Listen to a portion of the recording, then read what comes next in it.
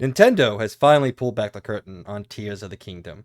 Are we guaranteed another generational masterpiece, or is it more likely to be an iterative entry in this long-running franchise?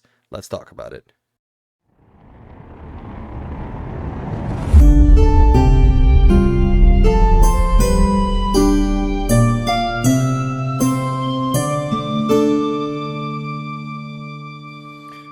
Good morning, evening, or afternoon. What's up, everybody, and welcome to the XP Podcast, episode 44 for the final week of March 2023. I'm your host, Mike C, and joining me, as always, the man on the top of the screen, the Birdman himself, Logan B. What's going on?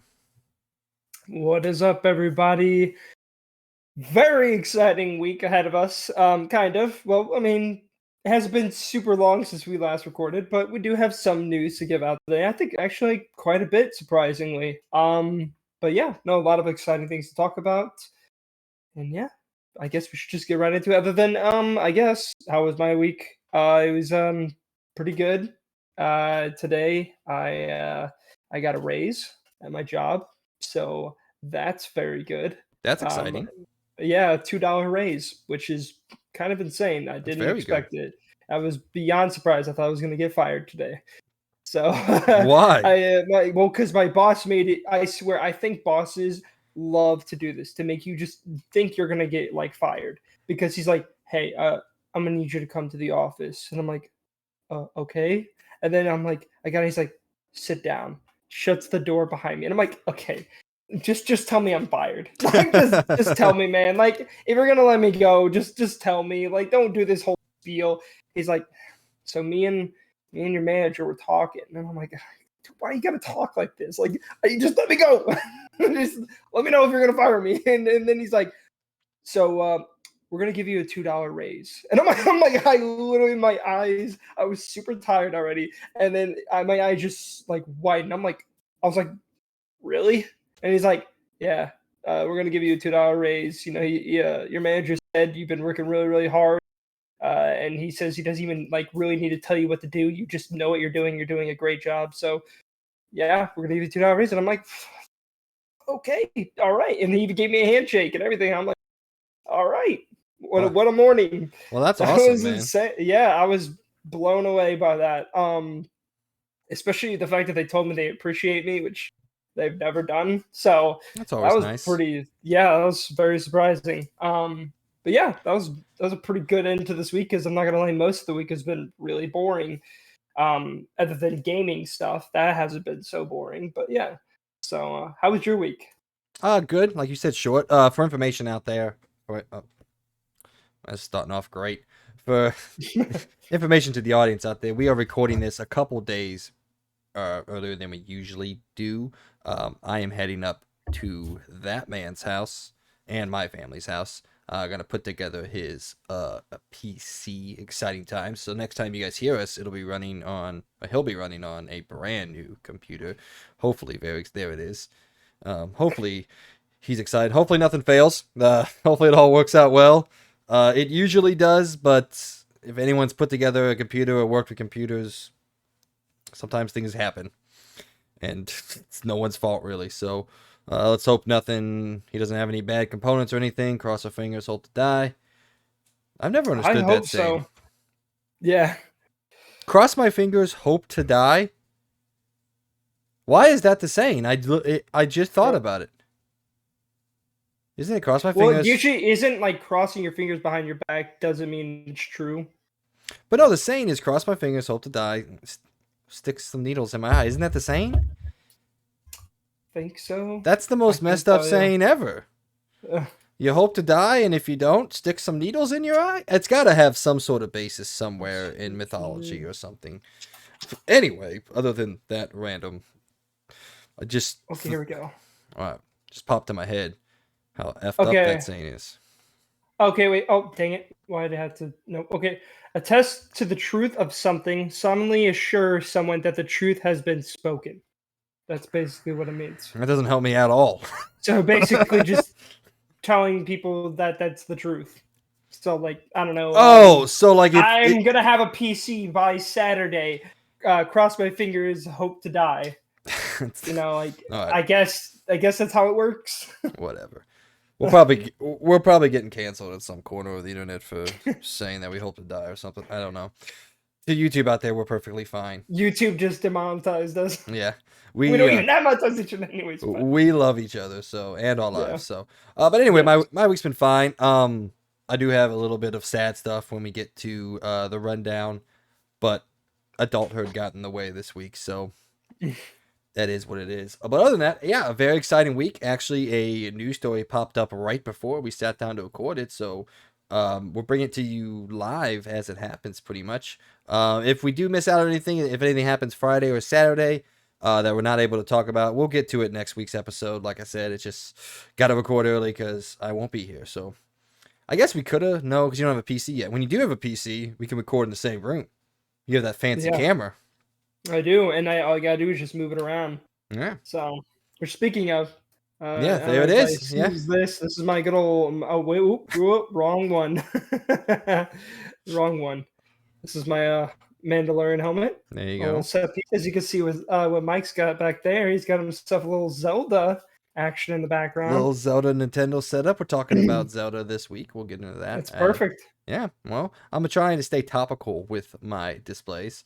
Eventually, I'm going to get a light on... Oh, okay, getting my finger right. I'm going to get a light on all the PlayStation consoles back there. But, yeah, I got an NES, obviously Breath of the Wild, a little GameCube controller, and some SNES mini action, or classic action. So, I got all the things covered.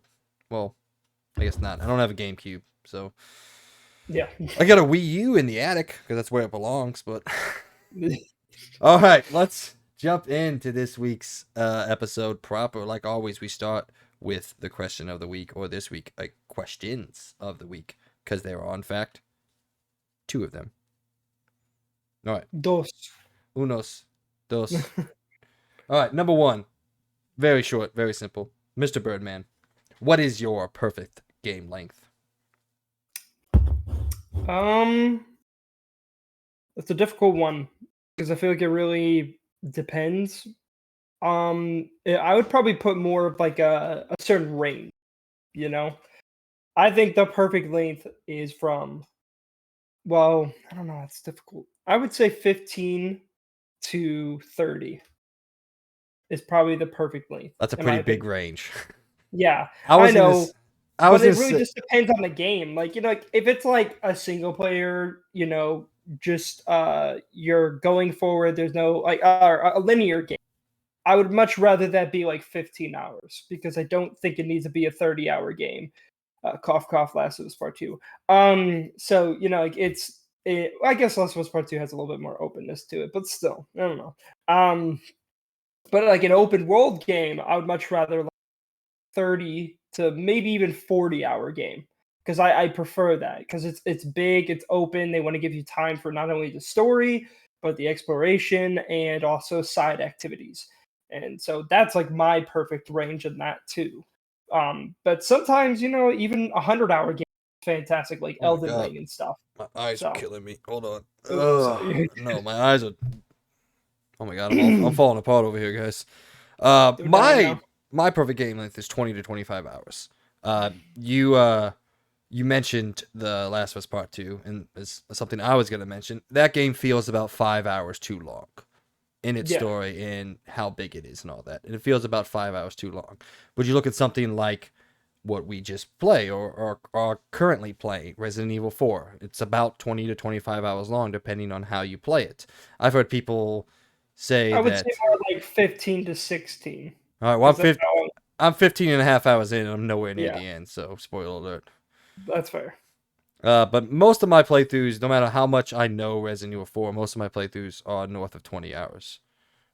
Even the old one. So, but yeah, I mean, you think The Last of Us, about 15 to 16 hours. I could have used about 5 hours more than that. So, for me personally, I think 20 to 25 hours is my sweet spot. Like, I can get done with it in a week and a half, and move on to the next thing. Like, I love some of those 40-hour open world games you were talking about, but they do tend to stick around a little longer and take a little while to beat. Like, I played Horizon Forbidden West religiously put like 86 hours into that before I hit the platinum. And that was great. That was awesome. But would it have been just as awesome if it was 60 hours? Probably. You know?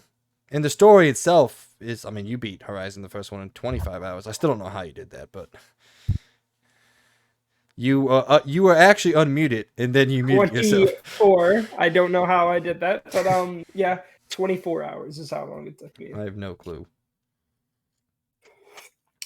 It's mainly because I was kind of getting bored. What you sipping on, bruh? I am sipping on good old Mountain Dew Spark, which I don't know if it's gonna. Boop, there we go. There it goes. Yep. I'm sipping on a Yeti. And oh wow, delicious. Which is full of Dr. Pepper Zero. I picked up the Mountain Dews, but I was like, meh, I've had a lot of Mountain Dews here lately. Let me get some. Dude, this is if just to tell you people right now, the best Zero Mountain Dew is definitely the Spark. But if they decided to make some other, like I also like Baja Zero is like really good too. Bro, if they made a Livewire Zero, oh my god, my Dude, life if they would made be a complete. Code Red Zero, it's over for me. Code Red love is garbage. Code Red. I love Code Red. I just wish it was in Zero. Is garbage. Code Red wishes it could be good. Mike, it's okay to be wrong. Livewire is the worst. It is. My dad always says everyone has the right to be wrong. And like I tell him, I'm like, well, you have the right today. So, all right. But yeah, 20 to 25 hours for me. Perfect sweet spot. I love games, 20, 25 hours. If they're a little shorter than that, that's also fine. Uncharted 4, one of my favorite games of all time. Sits around 16 to 17 hours and lets you like completely rushing it. But like if you explore properly and like do the things the game is obviously wanting you to do, it's about 16 hours. But like you said, it does depend. Like, would I want Dead Space to be a 20-hour game? No, I think Dead Space is perfect at that 12-hour mark. It's paced brilliantly, that game. So, but then on the same thing, would I want like some like Uncharted 3 to be a little bit longer because I breezed through that in 2 days. So, do I want that game to be a little bit longer? Yes. So 20 and 25 hours for me. I think definitely in modern. Old school games was always a little bit shorter. We always got 8 to 10 hours was the average back in the day, back in the early 2000s and 2010s and all that. And things have definitely gotten longer and more bloated, but I think, if a game can hit 20 of good, consistent gameplay that keeps me engaged and keeps me going with a great story, that's easily going to bump my personal score up super high. All right, anything else? Excuse me. Wait, let's see. Okay. 8 hours. See, like some of my favorite games too are way less than that too. So it's really difficult. Like Halo 3 is an 8-hour game. That's it. That's all it takes. And that's like one of my favorite games. I think it's also like if the game is short and has a lot of replay value, in my opinion, then I'm fine with it being really short, like 8 hours. Because then I'm like, heck, I can go through it multiple times. It won't take long, and it's fun. Well, it's like a Call of Duty campaign. I don't want a Call of Duty campaign to be 20 hours. I want to be in and out and done in a couple days, So it does depend, but my usual enjoyment when I sit down to play a new game, if I can roll credits at about that 20 hour, 24, whatever, 25, I'm like, yeah, that was amazing. That was great, Like even something like God of War Ragnarok, I do think was a little long in the tooth. I got to a point where, we talked about it in our review back in the day when you got to that like third expansive area where you could do a lot of stuff. I didn't do a lot of stuff during my playthrough because I just wanted to get to the end of the story. So even with a game that I absolutely adore, even I was like, I just want to finish this. I don't want to have to do all this other stuff. So even that, in my opinion, was a little long in the tooth. So I guess it does generally depend. Now, do I want, Starfield, to be 25 hours? No, I want that to last a little longer. So the story's probably going to be about 30 hours, but they've said I think you could probably mainline the game probably in like 20 to 30 hours. It's like Skyrim. I think you can mainline Skyrim in about 25 hours. So. Oh, sure. All right. The second question. This one's a little bit long as well, but I need to get my point out there.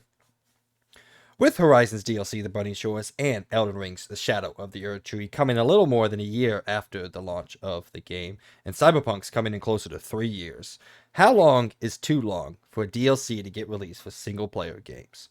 After all, most of these games have been played and beaten for a significant amount of time, which makes jumping back in and getting back into the flow of these games a higher task indeed. Just a couple more hours. Sorry, for just a couple more hours. So there you go. I disagree with that. Um, Well, I asked how long and is too long. I didn't make a statement. okay, well, it really just depends. If it's a very short, like again, as you said, just a couple hour DLC, then yeah, that's extremely disappointing if it's only a year. But I feel like the three examples you've given are probably 20-hour DLCs, guarantee it. Especially Elden Ring, dude. I guarantee it would be insanely huge if it's anything like Elden Ring itself. Or even, for example, Cyberpunk, which is supposed to add an entire brand new area with a big story. I bet you that's like a 20-hour DLC. And if it's anything like Witcher with their DLCs, I'm sure it's going to be a game in itself. I don't know about Horizon because I never played any of the DLCs, so I can't really test how they are. But I'm gonna assume it's probably like a 10 to 12-hour expansion. I'm gonna assume, and probably, hopefully, from what I could tell from the area, it looks like a brand new area to explore. So again, that's like a 20 to 30-hour thing, which I'm totally fine with those because like it makes sense that it probably took them a while to develop, especially if a lot of it's brand new, not just a lot of like a reused area. Like it's actually brand new stuff. And from what I could tell, everything of these three seem to be adding a lot of new stuff to it. So that has me excited. As long as they're building something brand new and it takes them over a year to make it, I'm fine with that. I'd rather wait that long for a good DLC. It is a little surprising. Well, Cyberpunk makes sense why it took forever. It's because the Yeah, that. game kind of had to get fixed for like Yeah. 2 years. So, but Elden Ring and all that, like I don't. This thing is, I mean, as long as it's really good, I'm willing to wait like 2 years for it. I would be fine with that. But hey, we're gonna get it within hopefully this year. I hope so. I mean, I really, really hope so. you mentioned The Witcher 3 Wild Hunt, and the game launched on May 18th. Its first DLC was in October of that year, so Hmm. 5 months. And then and that was about 10 hours. Hearts of Stone, the first DLC. And then Blood Hmm. and Wine was the huge one, massive one. That's a 30-hour story by itself. That was Hmm. almost to a date a year later. So, like, they got both expansions out in a year. Where I think Yeah. something like Horizon, for me, it's been too long. I'm still gonna play Horizon when it comes out, and I've been really excited for um, the Burning Shores. But I do think a year is too long to wait for DLC expansion. I would much rather something in 5 to 6 months. I mean, the Frozen Wilds was 6 months after the launch. If we're talking about like Zero Dawn, the original Horizon game, or shit, even something like Spider-Man. Spider-Man launched in October, and all three of his DLCs came out, which in total were about 8 to 10 hours. I think each one was a couple hours. All three of those came out within 4 months, and that was great because I was still in the kind of like Spider-Man mode. I was still playing that, and I was able to I think it came out at the end of each month.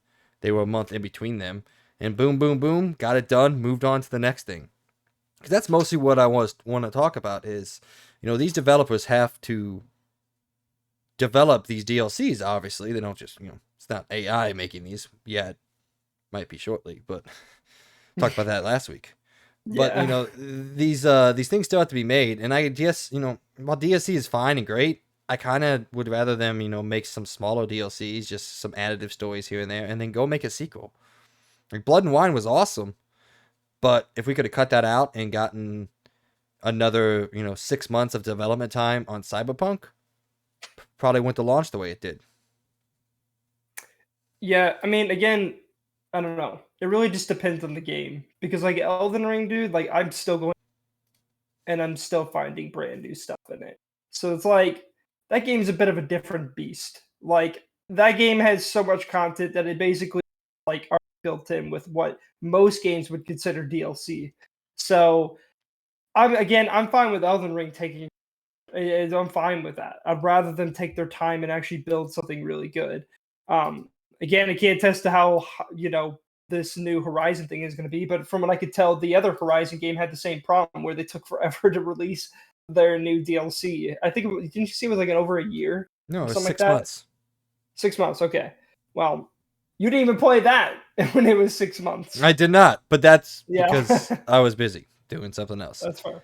But this one I'm going to play. I don't know. Maybe I'm in a different time in my life or something like that. But I don't know. Maybe it's just coming out at the right time. But I remember when Frozen Wilds came out, there was something else I was going to play. And I'd rather play something new than a second story or a side story um, in a game I've already played. Like, I don't know. Because, like, you think when you jump back into Shadow of the Erd Tree, you're going to have to relearn Elden Ring. It's at least going to take an hour or plus to really relearn that game. Well, I've been going back and playing it again. I mean, I get pretty Fair quickly enough. into it, so it's Okay. not that bad. And to be fair, Um, like Soulsborne games, especially like the From Software ones, have always had a long shelf life. So not a mhm. great example.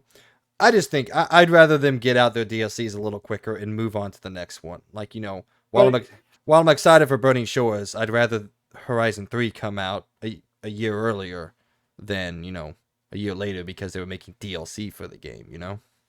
yeah, and I really do think if Cyberpunk didn't have the absolute garbage release, it probably would have had its DLC out within probably a year But we were supposed at to have a max. lot more. Probably Remember, less. they Yeah, canceled I two other know. ones. I know. And it was supposed to have multiplayer. Remember Yeah, that too? it was supposed to have the multiplayer DLC, and there was supposed to be a whole nother I story one too. But they canceled all that and said it's just this one. Which I is can't believe and they thought they were going to put multiplayer in that game. I can't believe it. Even now with its next gen upgrade, it still doesn't feel fluid enough to be a multiplayer game. It does not feel good to do that. So I don't even know why they even thought about making multiplayer other than just to make a quick buck. But yeah, no, I do think again they probably would have had the DLC they're planning right now or they're making right now is already finished and probably they're working stuff out. Should have been. I mean, it obviously would have been out probably within the first year.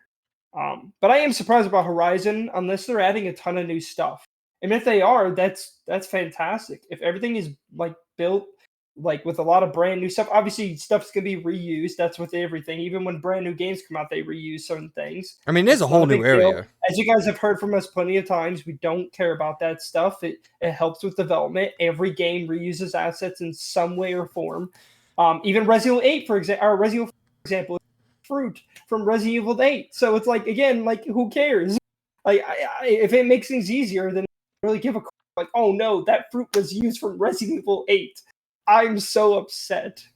Dude, Um, I still remember people freaking out that the boat animation was the same in God of War I know. Ragnarok. I'm like, Like what? who cares? What does it Yeah, matter?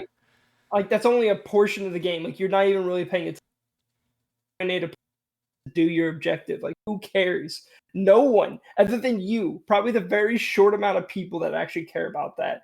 But yeah, I think it really just depends. Like if it is really, and it is only and you waited like well, as for example, Horizon DLC that may come out. Like if it is like a couple hours, that would be pretty annoying because it took them a year. Same for Elden Ring. If Elden Ring was only a 5 hour DLC, I'd be pretty put out because I mean we've been waiting for over a year. I'm not expecting an exactly brand new map, but I am at least expecting a brand new section to the map, at least a big section to explore. So I'm just hoping they have that Elden Ring polish to their DLC. So who knows? No news on release date for Shadow yet, right? Nope, not Yeah. yet. So it may not even come out this year, but I'm gonna Hey, assume it is. at least Horizon comes out in a couple weeks. So, That's true. excuse me. Gamers are a fickle bunch, aren't we? Yes. I try to be more understanding. I understand making this shit is hard as hell. I can't even imagine. So we try to be a little bit more understanding and forgiving here, but we still talk shit when we need to, a la Ubisoft. All right, ladies and gentlemen, if you didn't know, this is the XP Podcast, our weekly video game and pop culture news podcast, where Logan and myself sit down with y'all and talk about all the news stories and happenings inside and out of the video game world. We post a new episode each and every week, so you can listen to it whenever you want. You can find us on most other popular podcasting services, including Apple Podcasts, Spotify, Google Podcasts, and more. If you enjoy what we're doing here on the XP Podcast, please support us over on our Patreon, where you get to be a part of our weekly discussions and give us your opinions on everything we talk about and everything we don't. You'll also be able to find all of our uploads there, along with any exclusive episodes we may post. Links for that, as always, are in the description down below, or you can simply go to patreon.com and search Experience Point, spelled capital X, capital P, ERIENCE POINT. However, if you don't have any money to send our way, don't worry. We still love and appreciate you for listening to us and being a part of what is hopefully a growing community. You can also go over to our YouTube channel and get this show and all of our shows in video format. If you do, please give us a like, share, subscribe, and hit that notification icon so you can be aware of everything we post when we decide to post it. Since you're so interested in your stupid screwdriver, show the audience your screwdriver. Well, I got a screwdriver. Which, by the way, are we about to get to the rundown? I should have talked about this earlier, but dude, I think UPS almost took the cake on the work for me this week. It's either between FedEx and UPS anymore, but FedEx is still worse. But this package, just for this screwdriver, which, by the way, shout out to Linus Tech Tips, which I wonder if I can even. Yep, LTT. Linus Tech Tip, LTT. Which I love their channel, and I kind of want to support them. And I've heard nothing but good things about their screwdriver. This isn't sponsored in any way, clearly. It's not even a sponsored screwdriver because it would probably be green or blue on the bottom. I don't think LTT can sponsor us. No. But yeah, no, I got it because I really like it, and I thought it'd be nice for when we build the PC. Other than Mike doesn't want to use it because he is very adamant about using his screwdriver. I got it just because I didn't know he was gonna have it until. So I also have a second smaller set if you want to use that too. No. I'm gonna use this. I'll use this. I also have a desktop vacuum. I do too. It's down there in the drawer. So all right, but yeah. New episodes and reminders for everybody out there. Last week was on pretty much day one impressions of Resident Evil 4 Remake. Logan and I both were at the exact same point. Can't say the same this week, but it was also our official face reveal. So this is our new normal here on the XP Podcast. You get to see our smiling and lovely faces each and every week, and get to see how our setups evolve and change throughout the weeks and hopefully years that we get to do this. So with all that out of the way, though, let's get into this week's show. In our point of the show, we react to the first gameplay trailer for The Legend of Zelda Tears of the Kingdom and tell you what we thought of our first true look at the game in the infamous series. Not the infamous series. That series is infamous. If we got a new look at an infamous series game, I'd be very excited. In around the point, more publishers are backing out of E3 this year, and there's an update coming right before this show that we have on that, which begs us the question, what even is the point anymore? And I know reading that, now there is no point. So Multiversus pisses off its player base by announcing a launch date, and in an out-of-nowhere purchase, Atari is buying a game development studio. Then in LTR, we dive into the reviews for Dredge, but before we get to all that, it's time for what is and forever will be the rundown, where we catch up on all things pop culture that we've been doing, whether that be gaming, TV shows, books, or movies. It doesn't matter to us because we like it all and love to talk about it. So, Mr. Birdman, what have you been doing? Well, as probably people have heard from our last episode, I have been playing a certain game called Resident Evil 4. And not only that, since the last time we talked, but I have beat it. And on my second playthrough, I'm already back at the castle. So, You're back at the castle already? Yep. Dang. Yeah, I'm making progress. I really want to. I don't know what I'm saying. I'm trying to beat it as quick as possible to get S tier, but I don't think I'm going to get it on my second. I wasted too much time at the very beginning, and in order to get S tier, you got to beat it in 5 hours on standard difficulty. Yeah. So that's pretty difficult. Not gonna lie. You're doing it on New Game Plus, so you keep all your stuff and everything, right? No, I know. I'm pretty stacked right now. I already maxed out my Red 9. I almost maxed out my TMP with. Oh, by the way, the exclusive upgrades. I exclusive upgrade my Red 9. I'm working on the what I'm going to call the Super 80 because I forgot what the shotgun was called. I think it's the tactical shotgun. The TMP. Wait, the Striker? No, I decided to get rid of the Striker because it's more close range shotgun. The riot gun. The other one, yeah, the riot gun, which technically has. Yeah, it is, and it has better range. I was looking it up, and it has better power if you get the exclusive upgrade. And that's what I plan on doing. I also got the Magnum, the big boy everyone talks about is the best. I have that I'm working on as well.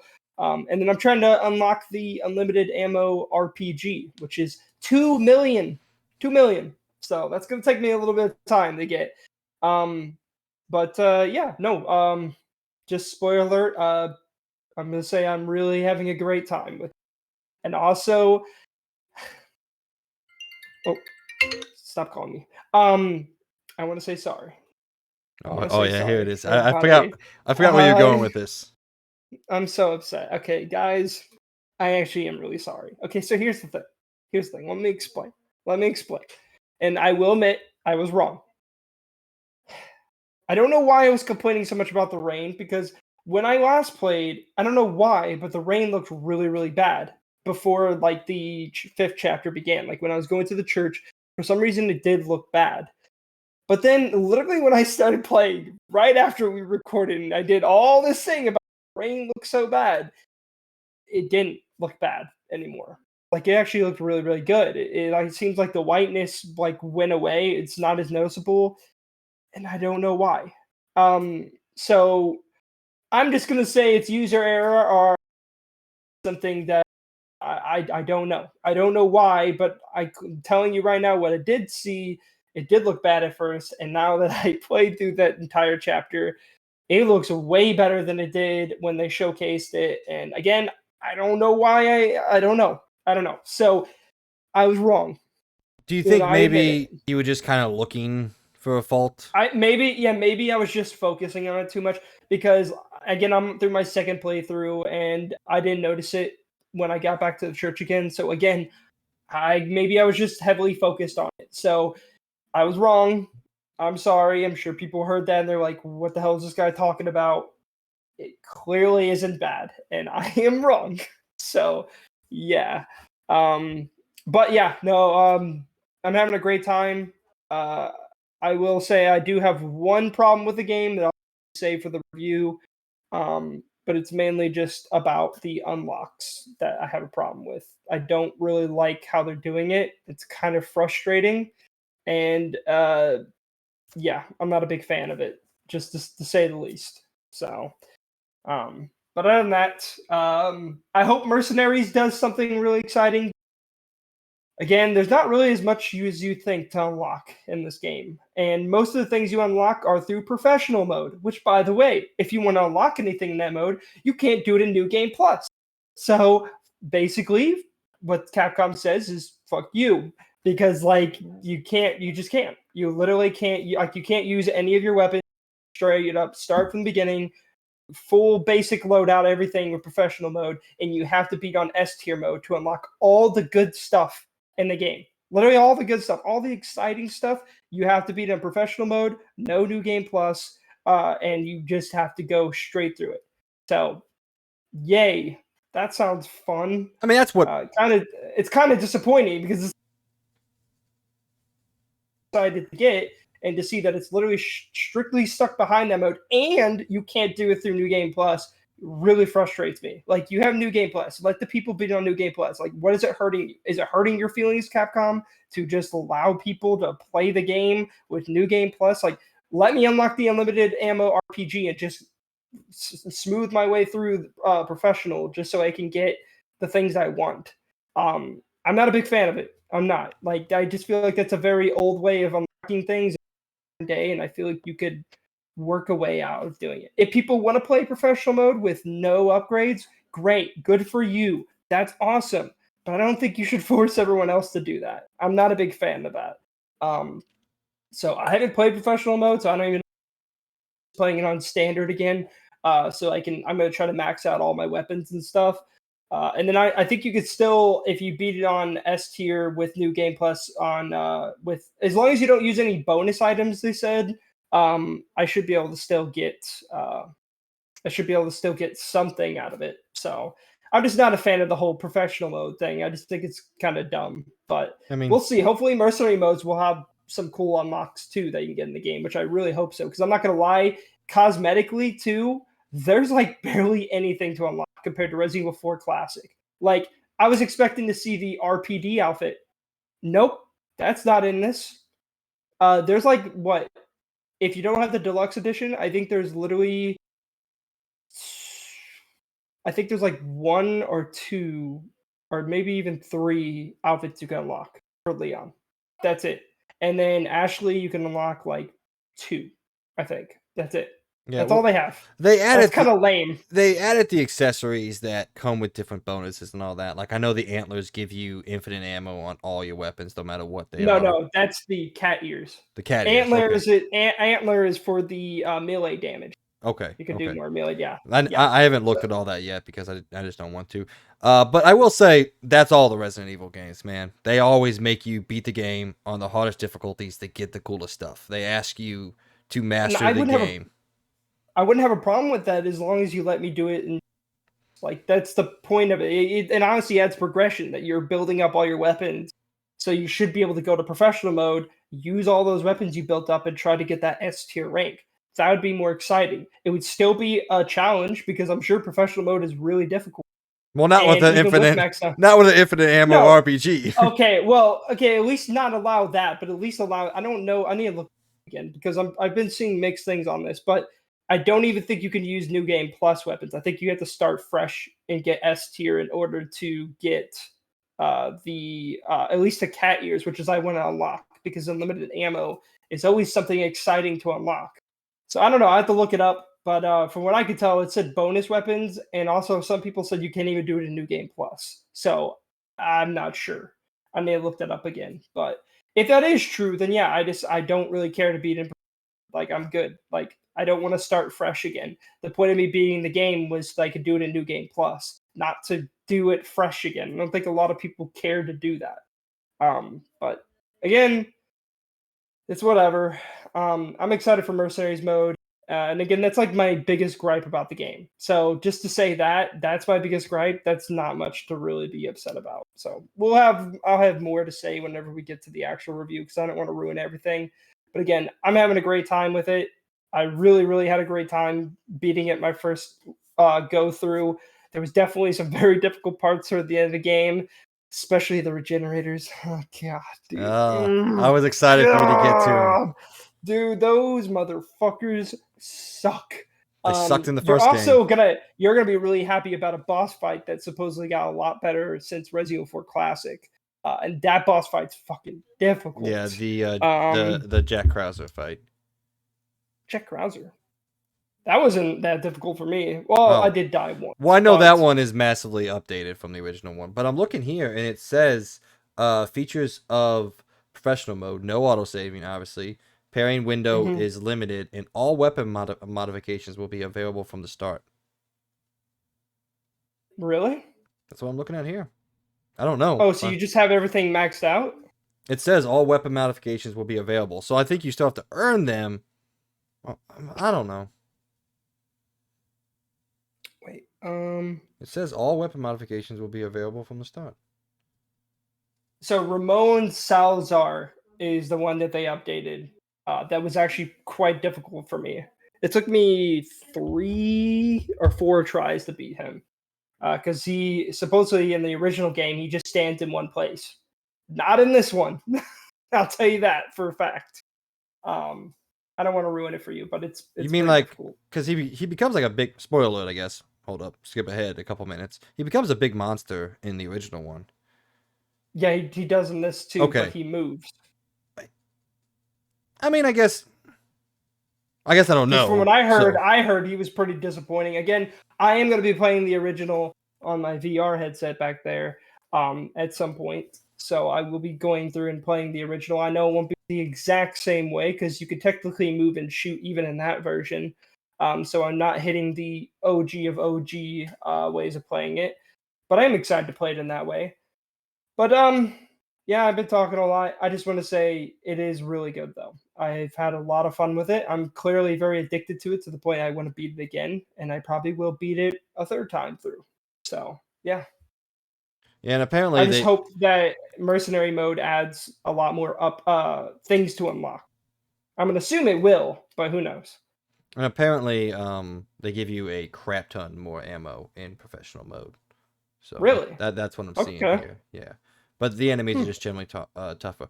So anyway, my update on it. I've not beaten it yet. I had planned on beating it yet, but adulthood got in the way, so I had to take care of some stuff.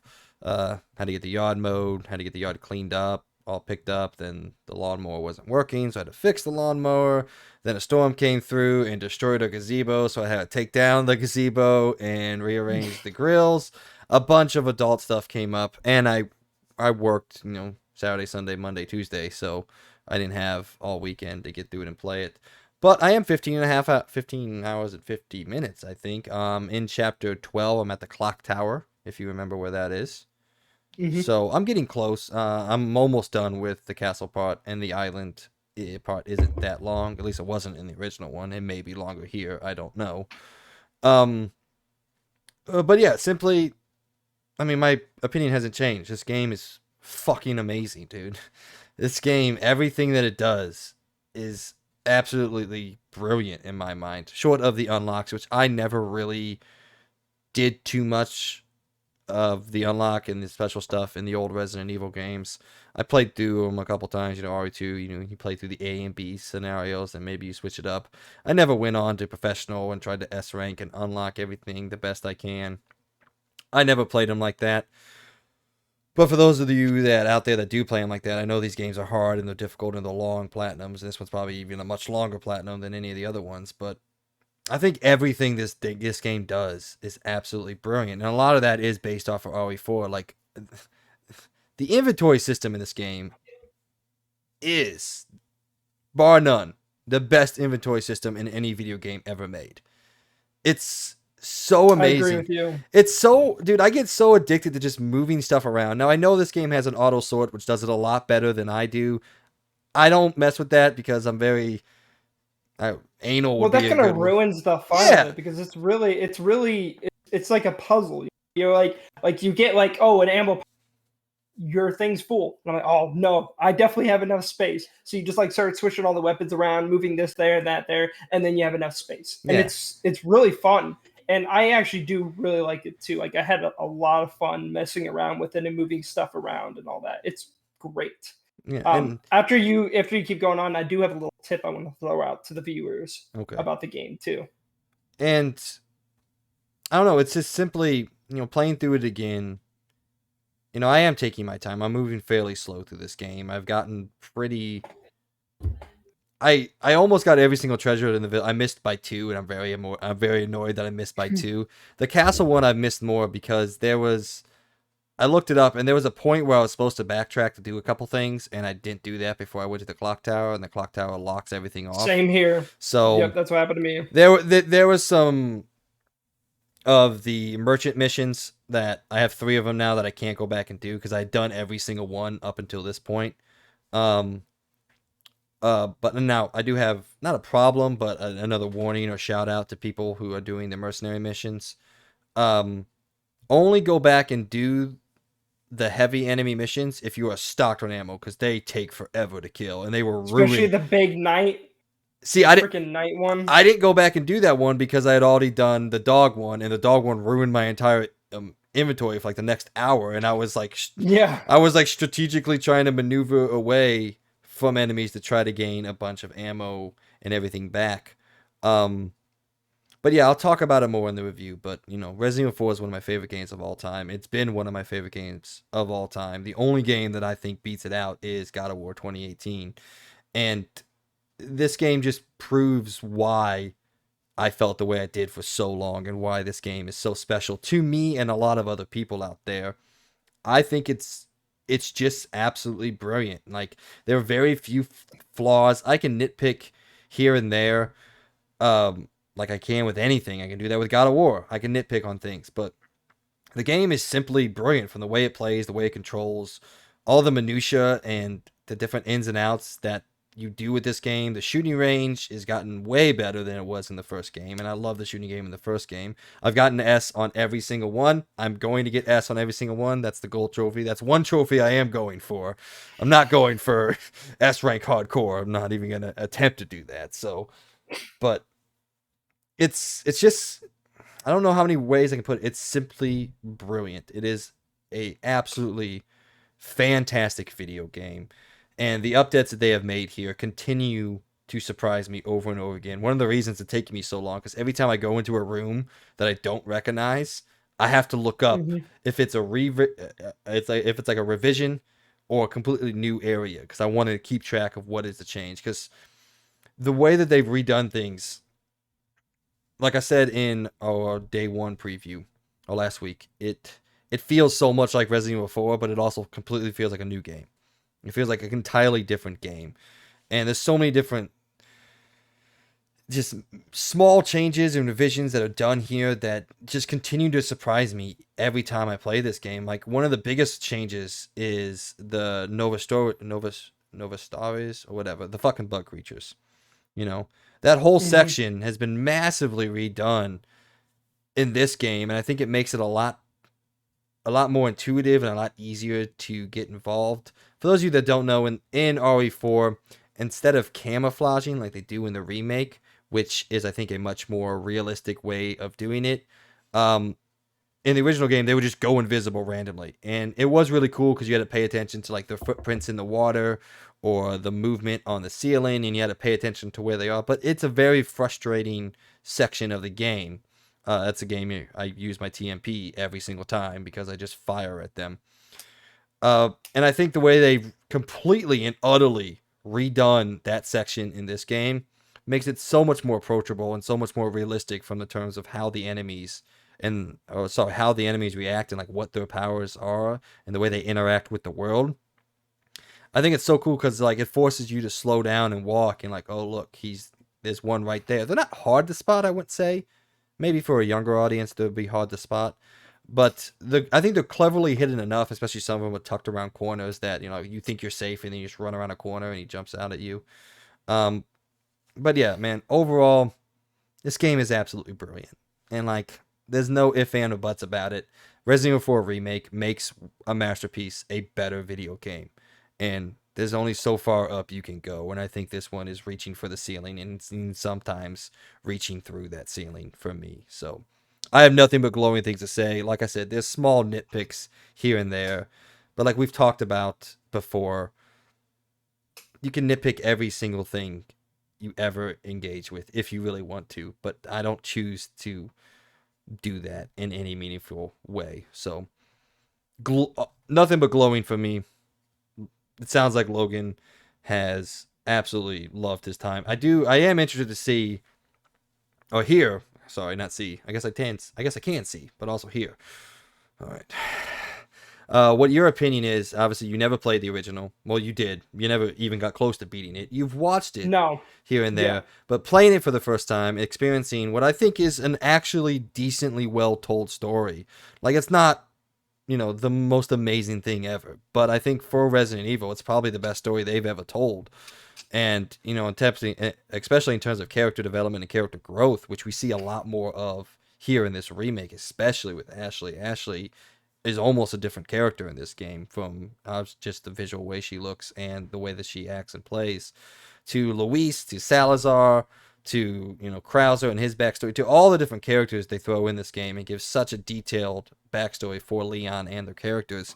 I guess the only thing I have is just what did you think? Like, obviously, I don't want you to spoil your overall opinion. We'll say that to the review, but like, did it live up to the hype from me, from everybody that you've been hearing about this game for 18 years now? Like, did it live up to the hype, or did it not quite reach the expectations that I had set for you or anybody else in your life had set for you?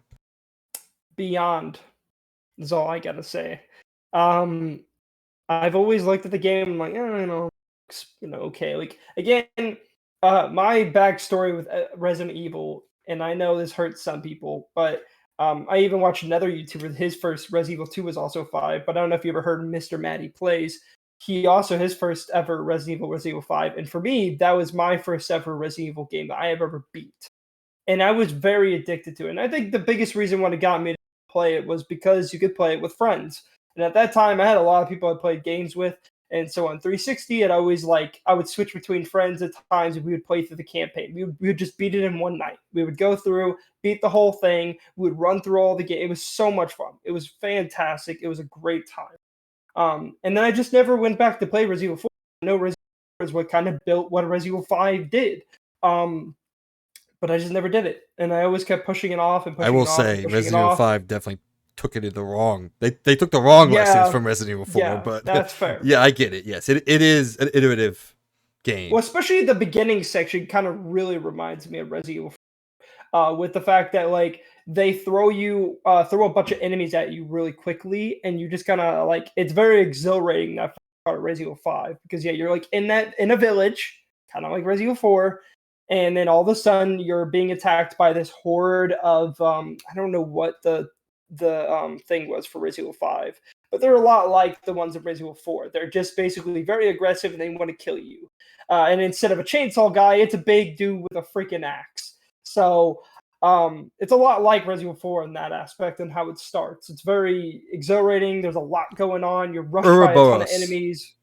Ur- Ouroboros. Ouroboros, yeah. Ouroboros. Okay. Ouroboros. And this But one are but Ganados. but back to Resident Evil 4, dude. This game so good. I'm going through and I'm absolutely addicted. That's why literally when I beat the game, credits end, I went click click, new game. I was like, I'm going right through it again, and it's so much fun. Even through my second playthrough, I'm like, this is awesome. I actually did some of the puzzles too I missed on my first playthrough, like the hexagonal puzzle. I went through and I did that on my second playthrough. It was stupid easy. I don't know if I was just lucky. I just went click click done, and then it gave me a little trophy. Either you're lucky or you're much smarter than me because it took me like 10 minutes to It figure took it me out. 2 switches, and I'm like, oh, that was a puzzle. I'm like, all right, cool. But yeah, it was really cool. I went through and I did get the exclusive upgrade ticket so I can upgrade some of my weapons. I know you don't need it because I already upgraded my Red 9, but I'm going to use it to upgrade one of my weapons to its max. But yeah, it's beyond reached my expectations. I had so much fun with it. There's so many times, especially towards the end of the game, where I got scared shitless. It was so good. I had so much fun. There's definitely were some times where I got very frustrated. There's definitely some fights towards the end of the game that get very difficult. And it's kind of panic inducing because I'm just like sprinting for my life to not to die. Especially a certain fight that reminds me of the Alien movie very vividly. It's like basically that was basically an alien. Verdugo. Yeah. And I saw By the way, through I didn't know you trophy. could kill that. I Oh didn't even yeah. know you could kill it. I thought you couldn't. So I just kept running. And then there's I don't want to ruin it because you haven't gotten to that point, but dude, it was you have to do something and then you have to like and it takes a while and it made me so afraid because I'm like, oh shit, it's not just here, like I have to wait, and I'm like, this thing's chasing after me constantly. I've gotten So past the Verdugo fight. oh, you did? Yeah, I'm at the clock tower. Oh, I guess that was Yeah. earlier. You have to wait yeah, that was down that you got dropped down. Yeah, okay. You have to wait for the elevator, yeah. But yeah, no, that fight I didn't know what to do because it was just so random because I went in there and I'm like, this seems like boss area. I'm looking at all these corners, I'm seeing buttons on the walls, I'm like, there's a boss here somewhere. And then he just comes out of nowhere. And then I see him pop out and start chasing me, and I'm like, dude, this first thing, this thing looks like an alien, because even with the tail and the whip and everything. But also I was It's his like, fucking eyes. His Yeah. eyes get me. His eyes are so creepy, especially when he's like right up next to you and like essentially just fucking your shit up. His eyes creep me out. But I always use that boss fight. I know you can kill him. I've only killed him once in all my playthroughs of Resident Evil 4 because I wanted to do it. I always use that section as like a reload section because they give you so much ammo and so much ammunition. But I almost never fire a single bullet other than maybe the first two to knock him out with the ice. I use that as kind of like a reload section to get all my shit back. So yeah, all I did was just run around. I was just running for my life. That's what you do. I used a lot of knives because again, I didn't know what the hell was going on. I didn't know what I was doing. It's my first time ever. So it was really just it was really scary, but it was so much fun. There's actually quite a bit of those moments that really got me. I'm like, I was just freaking out, especially the Ashley scene where you play as her, which you've done that already. That scene freaked me out too. Much better in this scene. Like, I bet. But it was very, very scary, especially the part where you had to get the damn key and find the right key, and then you could also hear the knights in the background coming at you, and it doesn't just stop. Like they still keep coming after you when you're trying to put the key in. I'm like, what's the key? I'm like freaking out. Question: did you go back through there with Leon and get the assault rifle? I did. Yeah, I didn't use it, but I immediately put it away. I ended up using that from now. I probably should get the semi-auto because you don't get a lot of rifle ammo. And so that's the problem with the assault rifle. I wish there was a way you can get more ammo, but it's really hard. And the only way is you get the gunpowder and you can build a lot of ammo. But at that point, I'd rather use my gunpowder for better things like the TMP or my shotgun or even, for example, my Magnum now. Because my Magnum is stupid, dude. I've been going through the game again, doing that Magnum, dude. It's like 2-shot kills to some of these bosses. It's insane. It's interesting to hear that you went with the Red 9 as your main. I'm always a Blacktail guy. I love the Blacktail. Yeah. Immediately once I got the Blacktail, because in the original game, when you get to the castle section, that's actually the first time they give you the riot gun, the Blacktail, and the semi-automatic, sniper rifle, which I don't remember what the name is. In the original game, the accepted way to play it is to sell all your other guns and buy those guns. And then run with those guns, which is essentially how I played. I got rid of the Sentinel 9, the DLC handgun, which, by the way, great handgun, and got the Blacktail. I put the exclusive upgrade on my Blacktail because I use my handgun all the time. In the end, now it's shot to the knee, melee. When they stand up, shot to the head, dead. So I'm doing very good. I love the way the Blacktail feels. My biggest critique. So I know you were saying something. My biggest critique. I think it's kind of lame that they took away the red dot.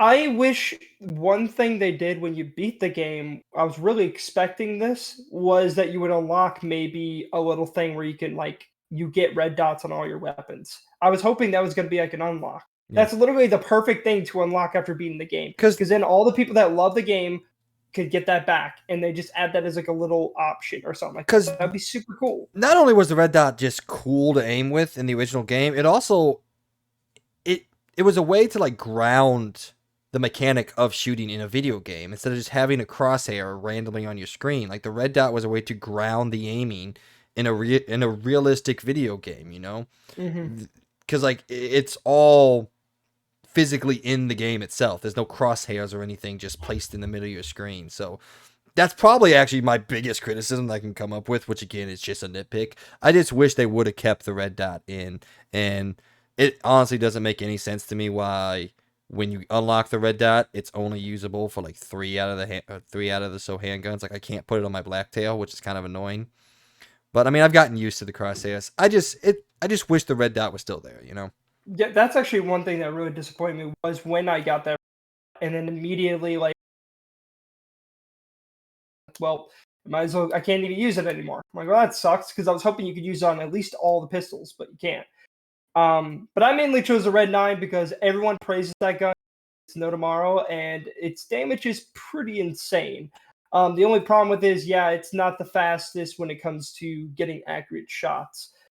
Which, by the way, this goes into my little tip. By the way, I didn't know this, but this makes the game feel 5 times better. And I kid you not, it makes the game feel so much better with aiming. So there's no problem with the way it starts.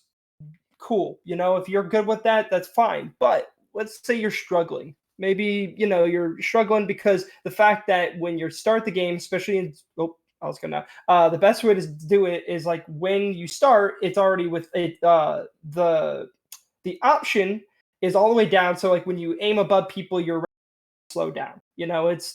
But that's because aim assist is completely off. I came upon this YouTuber, I can't remember his name, but he showcased something in the options that I never noticed before, and it makes the aiming in this game feel so much better. Now, you can be, even at, let's say you're really, really not, you could do the snap or the snap and follow, which basically snap and follow is aimbot. So you can literally just aim, instantly aims to the head, blah, blah, blah. That's easier. But for me, I don't like that. It's not for me. Snap is also pretty good, but I decided to stay away from snap. But even if you turn it off, if you go down 2 notches, there's a thing where it's reticle slowdown when above a target. And I kid you not, that thing changes the entire game. It makes it feel so much more smooth. It makes aiming, like, especially if you want to bring your sensitivity up like me, I like to have to be able to move quicker. You can crank up that sensitivity now and then bring that slider like 2 to 3 notches down, and it just feels so much better at that point. Like you can really track your targets very quickly. So you can just boom, it slows down your target when you get above them. And then if you want to shoot someone above, it's not like stuck or very sticky to targets. Like it's very easy to move from target to target. And it feels way better than just having the basic default setting where it has it all the way down to where it doesn't slow down at all above targets. Fully recommend that, especially for obviously for console players. For PC, you don't really need that, but for console players, I 100% recommend that setting. It makes the game feel way better. So yes, trust me, do that, and it's a game changer in my opinion. But yeah, no. Yeah, I haven't done that. I might try it out. I'm fairly good at shooting in this game. Well, yeah, I mean, I got Yeah. really good at it too, but like, Yeah. dude, this setting, like, it made it so much better for me. Like, and by the way, I was on my second playthrough doing it again. It's like so much better. I'm honestly kind of surprised it already wasn't on from the beginning. Even by the way, if you play on the hardest difficulties, which by the way, if you do play on higher difficulties, it won't let you use aim assist unless you have a specific item, which is the hunk helmet. But Hunk. if you don't, yeah, What a which shit by character. You don't know who he I, is. At least I don't think you know who he is. But... I sort of know who he is Okay. from RE2, and I know That's the true, gist yeah. of him. So, I did beat another Resident Evil game I know you don't like, so which is Operation Raccoon City. I did kind of like that game, so I do know who Hunk is. But what was I gonna say? Oh, by the way, yeah, if you're playing professional or hardcore, you can also use this. Trust me, it's gonna make. But again, it's each to your own. Don't judge people how they want to play. Even if you, for some reason, even that doesn't help, they even have the option to snap and follow. And snap and follow is literally aimbot. But if you want to play it that way, don't let people judge you. That is your way of playing the game. I'm just trying to give you a little bit of hints to help you with aiming in the game. But even by itself, even default, I didn't have a struggle playing through the game. I thought it's still pretty good even without the aim assist. But with aim assist on, like that slight tweak, it's phenomenal. It's so good. Well, I want to move on here because I want to. Yep. I have a lot more to say, but I want to save most of Yeah. it for what is Yeah. shaping up to be probably a fairly long and in-depth review that we're gonna do. I don't think we're gonna do any sort of spoiler cast or anything like that, because it's an 18-year-old game. We've kind of been just generally talking, Yeah, about it no matter what. So we might as well just say like the entirety of it. I guess you could say it's the spoiler cast for the people that didn't. We'll give a Yeah. spoiler cast at the beginning, but story-wise, is not a whole lot different. There is some significant, changes to different characters, and there's one major change from a character that plays out. But it's an 18-year-old game. Go play it if you haven't played it already, and if you haven't played it, you're probably not that interested in the remake. So, but yeah, it's gonna be a fairly long review because I have a lot to say. But I'm so happy that you are enjoying it, and it surpasses all the hype that I've built up over the years that I've known you, because in my opinion, it is simply one of the best games ever made. It's just, like you said, there's just a feel to it. It's so addicting to play, and it's just like everything about it. The treasure system, the inventory system, the way it plays, the level design, it's just all fucking brilliant. And I can't honestly sometimes bring myself to explain why it is so good. It just, the way the game feels, it's just one of the best out there in my opinion. And so far, nothing has shown me anything different from this. So yeah, it's very fun. I'm very happy. The Xbox demo didn't sway me away from ever playing it. So, that's good. yeah. So, all right, well, ladies and gentlemen, that was our overall deep impressions of the game. If you want to hear what we have to say originally, go back, watch last week's episode, then come back and listen to the rest of this episode. We're gonna go now to Around the Point. Just kidding. We're not gonna go to Around the Point. And yes, Logan put on a hat. So we're gonna go now to Pots. I've had a hat on. Did you have a hat on the whole time? Yeah, this entire time I've had a hat on. Well. I think you're lying. No, trust me. Bring back, re-roll the tape. I'm back there. Trust me, I'm telling you, I've had this hat on this entire time. I'm gonna go to. All right, but anyway, outside of the hat controversy that now exists on the XP podcast, we're gonna go now to point of the show, also known as Pots. Nintendo finally, a month before launch, showed us Tears of the Kingdom in all of its glory, if you want to say. About 13-minute gameplay, a trailer showing off some of the new, well, I guess just pretty much showing off some of the new features in the game. So we're going to sit down for a little bit, overall talk about what we thought, to where we think of Tears of the Kingdom as it sits right now. Let me quickly go through some of the things they showed off. Like I said, it was about 13 or so minutes. 10 minutes of it was the gameplay itself. 3 minutes so was just some people talking. They showed off 4 or 5 new gameplay mechanics that have a interesting and, some would say, realistic way, not realistic, but like, it's a way to mold yourself to the world a lot more. So those being recall, it's a way that you can change items and pretty much reverse time. Fuse is probably the biggest one.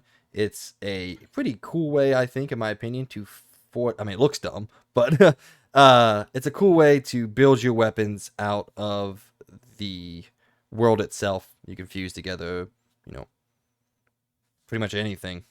You know, but you make boats out of it. All that airship that we saw in the first trailer, that was just fused from different elements in the world. That's called Ultra Hand. Ascend is what's Ascend again? Oh yeah, it's when your character can fly up to the top of the roof. So there's only 4. So those were the big things. They showed off some of the new things that they're working on, which I said I think is overall, in my opinion, it's good for the type of game that Breath of the Wild and now Tears of the Kingdom is trying to be. It's trying to have you exist in this world solely, and now you have to build your arsenal from this world. So I don't have a problem with anything they showed off here. I think some of it makes exploration a lot easier, especially that ascend ability. You know, if you're in a cave, you can just go straight up to the top of the mountain. You don't have to worry about, is my stamina high enough to climb it or anything like that. But I really wanted to get Logan's opinion because he is not as high on Breath of the Wild as I think I am. I'm not as high on Breath of the Wild as everybody else is. I enjoy Breath of the Wild. I think it's really amazing for the open world genre, and it did some super interesting things. But this is a game that I feel like both of us, I don't want to speak for Logan, I guess, but I feel like both of us aren't over the moon excited for. I think I'm very interested to play it, and I want to play it, but I'm definitely more excited for Starfield, Spider-Man, some of these other things coming out this year. So I guess overall, I wanted to hear what your opinion was, what you thought about this. We don't have to spend too much on like the individual aspects of what they showed here, like whether you think they're good abilities or not. I don't really think that matters overall, but just overall what you saw from the game, seeing it for the first time, actually seeing it. And what are you feeling on Tears of the Kingdom at this point in time? First thing first, I want to say I do like Breath of the Wild. I'm not a downer on it. I actually do really like Breath of the Wild. I just never beat it, which I do want to beat it before this game comes out, but I got to find time to do that after beating Resident Evil 4 probably 4 or 5 times. Then I'll probably go beat it. But I got to say for this actually finally has me excited for this game. It took all the way till this to finally actually like prove something, prove that there is enough new stuff to not just call this a DLC. And I guess in a sense, still like the world is a lot the same. They just changed bits and pieces of it, from what I could tell, and they added some sky things. But I think by far the most interesting and the thing that blew my mind was the fuse ability, and that shit has me unbelievably excited. The amount of possibilities with that is insane. Like you can already be really creative in the first game with the ways you use explosives, the way you use your shield, and how you can do it. You can even blow yourself up to the sky and freaking, I don't know. You can just do so many crazy things in Breath of the Wild that number one. This one with all these new abilities, you could do way more. And I still think Fuse is the most exciting one. Like obviously, well, I guess I don't know why they called Ultra. I considered Ultra Hand a part of that too, but Ultra Hand and Fuse I kind of count as the same thing. But Fuse and that Fuse is just so cool. But the fact that you can literally just use any weapons and fuse anything together is so freaking cool. Even the way he was showing off like the bow and how you could just like put an eyeball on it and make it a tracking shot. That's really cool. Like I was very impressed when I was watching this. I'm like, this actually looks really cool and looks even more exciting than well, not even more exciting, but it does look.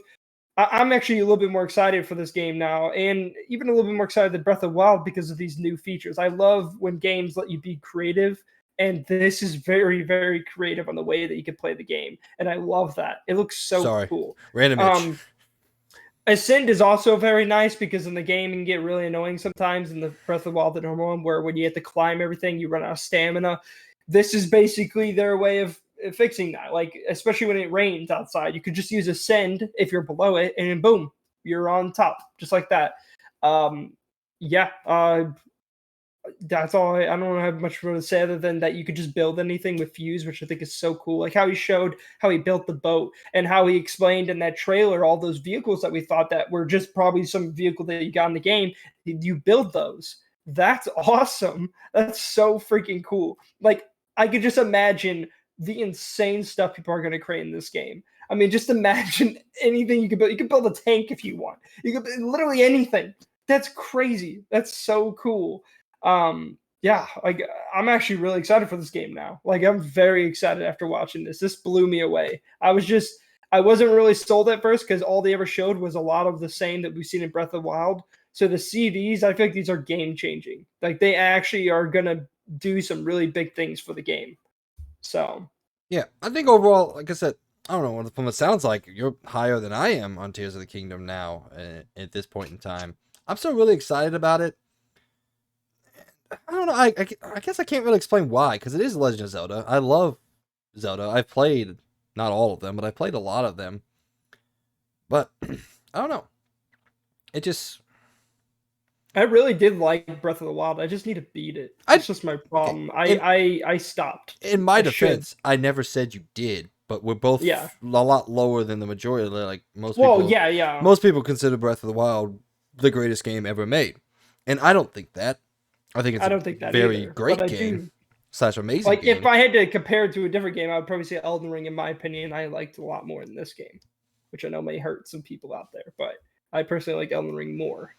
But that doesn't mean I didn't like this game at all. I think this is still one of the most impressive Switch games, in my Oh, opinion. easily. So I mean, yeah, which is sad. Look at this and because look it's at been out for Pokemon. literally years, and this is still easily one of the most impressive. So I I had a weird kind of stupid gamery thing when they first started showing things, and he galloped on his horse. I was like, his hair looks really cool. It's like flowing in the wind. Link looks like a surfer boy now with that long hair, and yeah, it's like yeah. flowing in the wind while you look at the horse. I thought it looked overall good, but it does look like Breath of the Wild. Like, there is Yeah, a I mean, little bit of criticism there. Again, that I don't think that's the developer's fault at all. I think that's mostly the Switch's fault. Like, how much more can you make Breath of the Wild look? Like, I don't but know. also I don't it's know a how much sequel. more. Yeah, I don't know how much more headroom there would be on the Switch itself. Like we're I definitely not mean, getting Zero Dawn to Forbidden West level of improvements no. here. So, and I don't think anybody, I didn't expect that. I think anyone who did expect that doesn't understand how the Switch works. So, Yeah. but overall, I'd said like I do like a lot. I think the Fuse, like you said, and I think I said it when I was going through it all, is the coolest thing. And yeah, it is weird. They say the Ultra Hand is strictly for making vehicles, but you still use the Fuse functionality to Yeah. fuse a vehicle. So I don't know why they didn't just consider it all one yeah, thing, just Fuse. But I guess you have to switch between them. I don't know. Oh, I guess you do because Fuse is you can see the Fuse. It shows a sword, so I guess that is specifically just for weapons. And then yeah. there's like a hand for Ultra Hand. Um, but no, I mean, yeah, this really does have me beyond excited. Like, not only are we having Breath of the Wild, but now we're getting a lot more with it. It's just more. It's just By the more. way, Like it's a sequel. It's not gonna probably be a lot different, but I do think these are going to be big differences and actually add a lot more to the game, especially with the creativity and the way that you can get from point A to point B.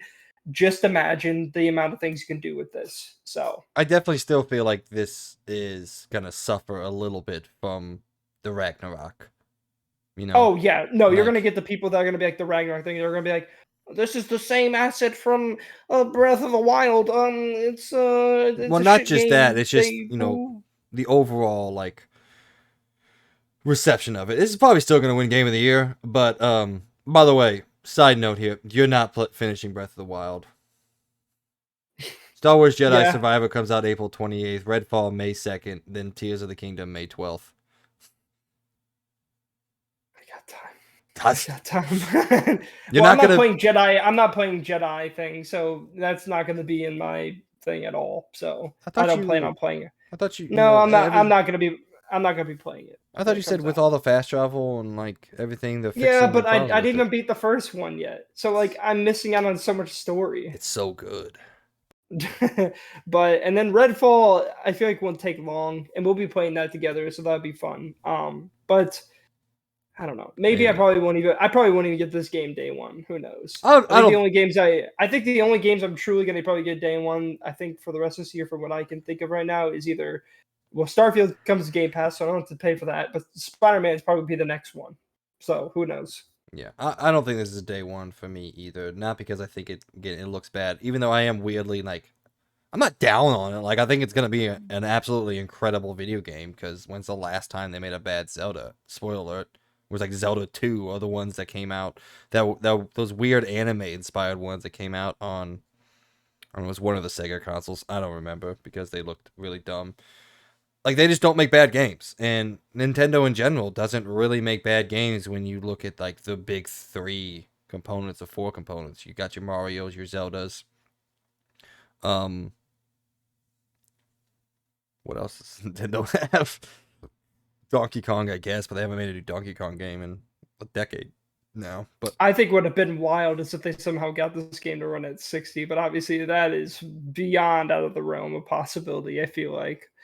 But yeah, that's a maybe the big. next Switch will hopefully have an upgrade for this game. That'd be cool to see this game run at 60. I'd be blown away to see that.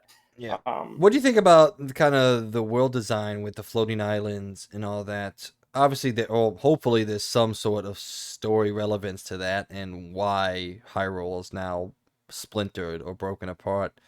Um, I I'm kind of getting the vibes of these floating islands. It kind of reminds me of Sonic Frontiers, where they just kind of took an asset and they went, boop, that's an island.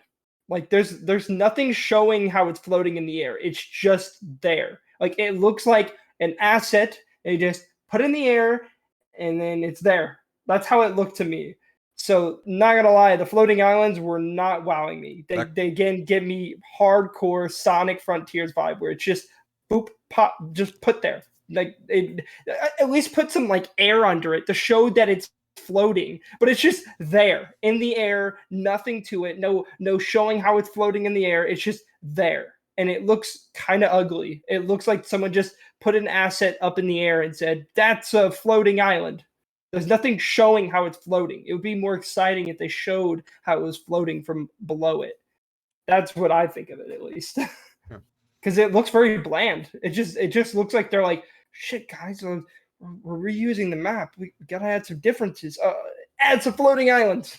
like that's all it looks like. It just looks like they kind of lazy. I know that might hurt a lot of people, but it kind of looks pretty lazy the way they put them up there. well, apparently they're Doesn't not look. reusing the map. The beginning of the thing said this is a new layout and all that. Like I guess it still has the same stylistic look to it. I'm sure we'll have a lot of similarities, but yeah, they probably changed some of the layout and stuff. And I'm sure something big happens at the beginning where like some parts crack and this thing moves and that thing. So it's probably gonna be mostly similar, but I'm sure they're gonna add a bit to it. So we'll see. Still Who no knows? Link Not saying Verse. it's bad. I am still excited for it. Again, don't know if I'm gonna be playing it day one. We'll see. But Well, you yeah. don't have a lot of time gap if you don't get this day one. Lord of the Rings Gollum comes out the 25th. I'm just not gonna have enough time, you know. Gets pushed. Can't do anything about it. Got to play Yeah, Gollum. our duty to you viewers is to play Gollum. Oh no! If someone wants to buy it for me and send it to me, gladly, I'll be Gollum for you. But I ain't. I don't think I'm gonna buy that game. I'll pass. I'm gonna buy Gollum and make you play it. We can stream it together and play it together. I'm not playing I mean, it. I did not want to play it. It does not look good to me. Even still with the updates, it still looks very bland. I think it looks So better. Let's give credit where some credit's due. I think it looks I'm gonna put a somewhat better. very slightly better. All That's right. like this much Well, better. you're just a hater, so I guess I am. I'm not a true fanboy of the Gollum series. that's true. All right, Uh, guys. Well, that was our impressions of what Nintendo had to show us with Tears of the Kingdom. Hopefully, you don't think we're like super down on it, even though we sounded super down. But there's not as much excitement in me for Tears of the Kingdom that there is for something else. That one came through. yeah, hell yeah. That one came through loud and clear. But Hmm. overall, I have no doubt that this is going to be another absolutely fantastic game. Like I said, they never are bad. So, for those of you out there that are excited about it, I hope this sold you even more. Those of you who maybe weren't sold, hopefully this did sell you because I think overall some of the mechanics are really, really cool, especially that fuse one. Um, and I guess Ultra Hand by extension. So, all right, guys, we're gonna go now to around the point where we here at the Experience Point go around the video game world and give you the news that you need to know about.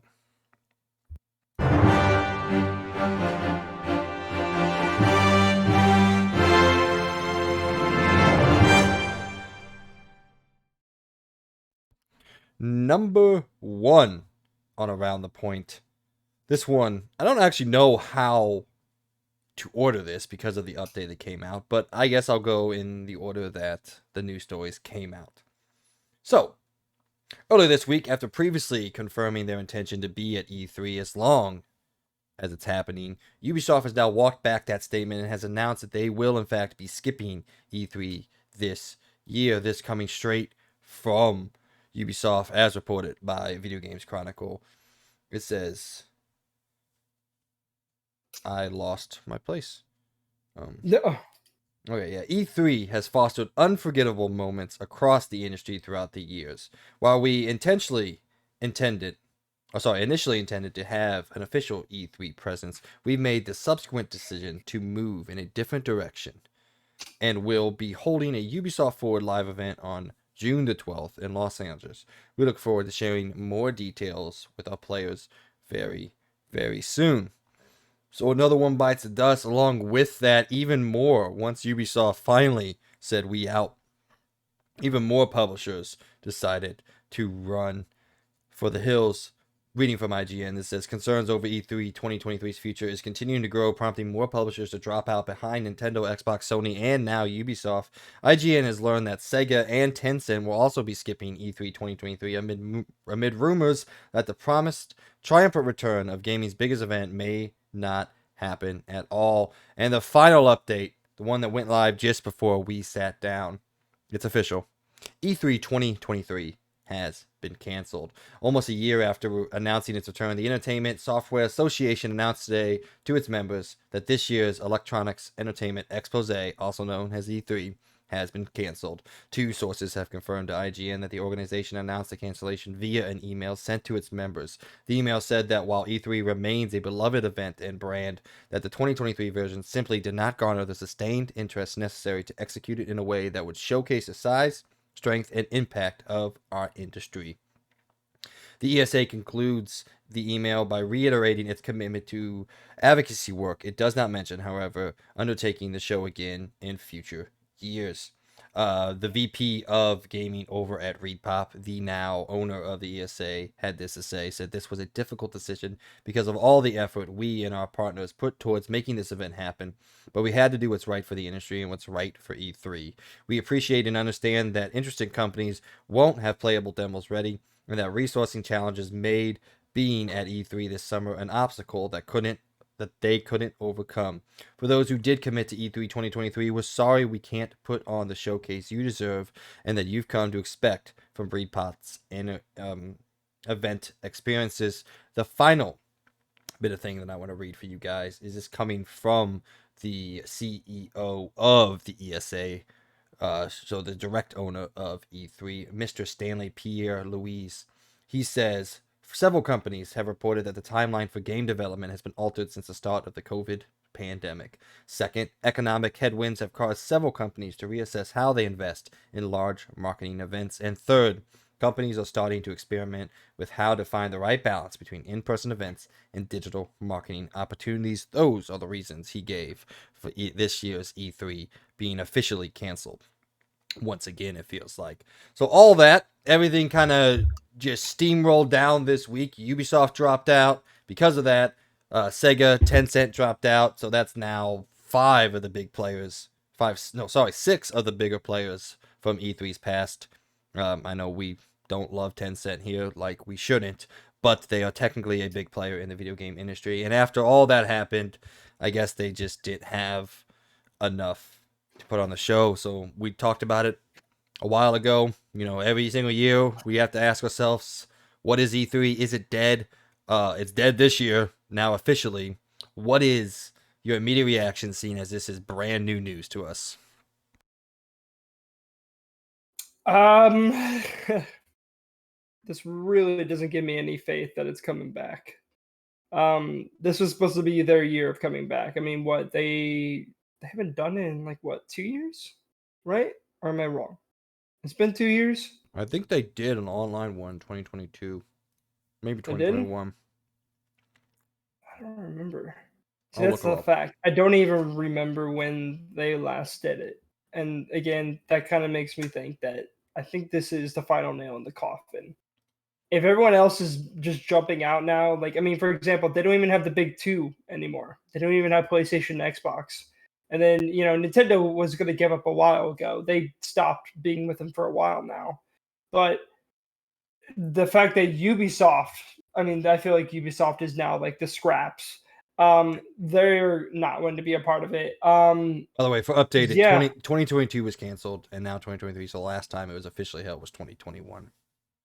yeah, I think it's over. I don't, unless they're going to rebrand what E3 is, I don't think it's going to come back. I don't think it's going to even come back. If it does come back, I don't think it's coming back to the same degree it did back in 2021. Probably even before that, 2020. Or no, not 2020. They didn't do 2020. They No, did they did not do 20. 2019. Well, because COVID 2019. 2020. I feel like 2019 was their last high peak. And then from there, it's been downhill since. I would say probably So, 2018 because that's the last time all the big three were there because Sony backed out sure. after that. So you had Sony, Yeah, so Nintendo, and Xbox all there and all the big players. And yeah, I don't they know. don't have any of that. So, The only way that I see for E3 to come back and to have a purpose in the industry is to somehow get maybe not all three of them, but at least Microsoft back. Once Microsoft left, it was kind of the nail in the coffin, man. Like mm-hmm. they were the ones that were always there, committed to it. Once they left, like I said, Sony and Nintendo, they were always there, but they weren't. Oh, Sony wasn't there for a long time. So Nintendo was there, but they always kind of had their own things, their directs, their online. They weren't there on the show floor and things like that. So once they left, it was kind of over. So I think the only possible way I see for them back out of this is to somehow garner enough attention to bring some of them back, and not just that, to somehow make it worth it for Sony, Nintendo, and Microsoft to spend this exorbitant amount of money to make it worth them being there. Because, like we've talked about, it's just not worth it anymore. They don't have to spend that amount of money to put on a live show, to put on a presentation. They can talk to us gamers and engage with us gamers through YouTube, through presentations, through online discourse, through Sony's PlayStation blog, through Nintendo's news that they put directly onto their console about their games. Xbox has done their own thing for a while now. They have their own individual shows. Like I don't remember what it was, but the one we watched just a little bit ago, the developer things, then the deep dives that they do. E3 has to find a way, and in that way, they have to find a reason that all three of these big companies find it worth spending that amount of money to bring their games and their industry back to E3 and back to the gamers and the public. That's the only way I see for them to come back. But I don't see that happening because, like we've talked about time and time again, they don't need to. They can get their information to us in their own ways and not have to spend anything near what they do on E3 stuff. Yeah, ever since Nintendo started what I would consider the trend of doing these digital showcases, I mean, it was inevitable. Everyone else was going to join in. It's much cheaper. They don't have to deal with putting on these big shows. I mean, why waste the money? They could put on the exact same show and get to a lot more people than E3.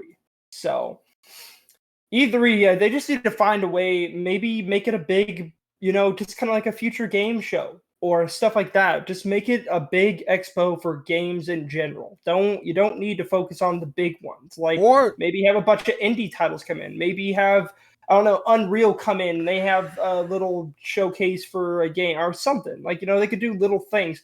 I don't think they might as well just get rid of the big stage because I don't think the big stage is ever going to make it again. I don't think we're ever going to see the big stage E3 ever again. I think it's done. It's dead. Unless they want to use those big stages for, I don't know. I really don't know. I mean, who's going to Devolver spend the money? Digital. Maybe Devolver Digital. Yeah, that's probably the only people, but who knows? They clearly kind of moved on too. So no one needs it anymore. So I don't know. Just make it one big expo floor for the consumers, basically a Comic-Con or a PAX East or a future game show or etc. Just make it one of those.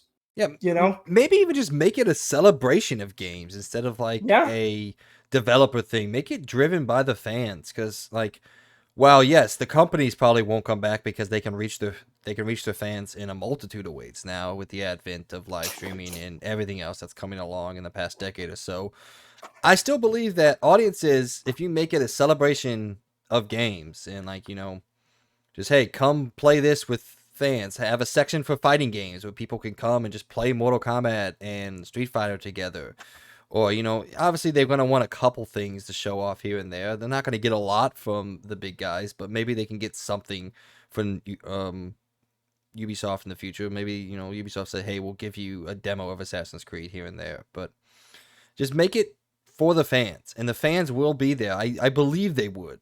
I would still go to one if we had the opportunity, Granted, it's a lot of money for us, but if we had the means and the opportunity, if it was dedicated to us, the players and the gamers, the people that drive these games in this industry, I feel like we would be there to celebrate with each other and to hang out and to talk about all the things that we love about this industry. And there's a lot of things they could do. Like they could maybe do like they could host some competitions there for gamers, for specific games and stuff.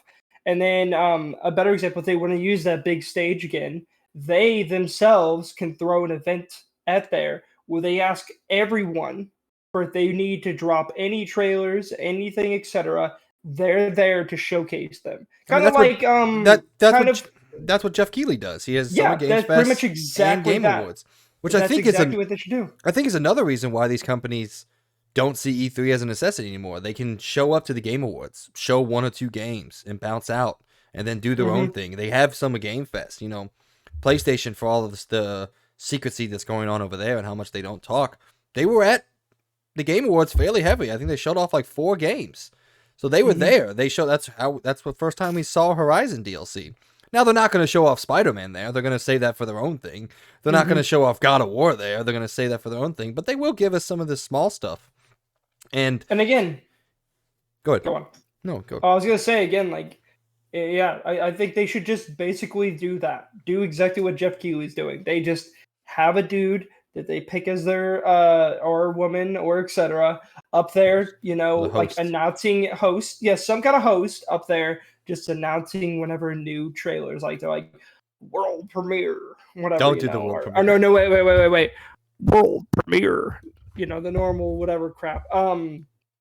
So like, just do that, just do the Jeff Keighley thing. Have one big show for E3, and then the rest could be like little, if people want to pay their way in to have their own little show there, then so be it. If not, just do your own show, but then also maybe try to hire some indie studios to be there to have little stands for the consumers if they want to come to this event.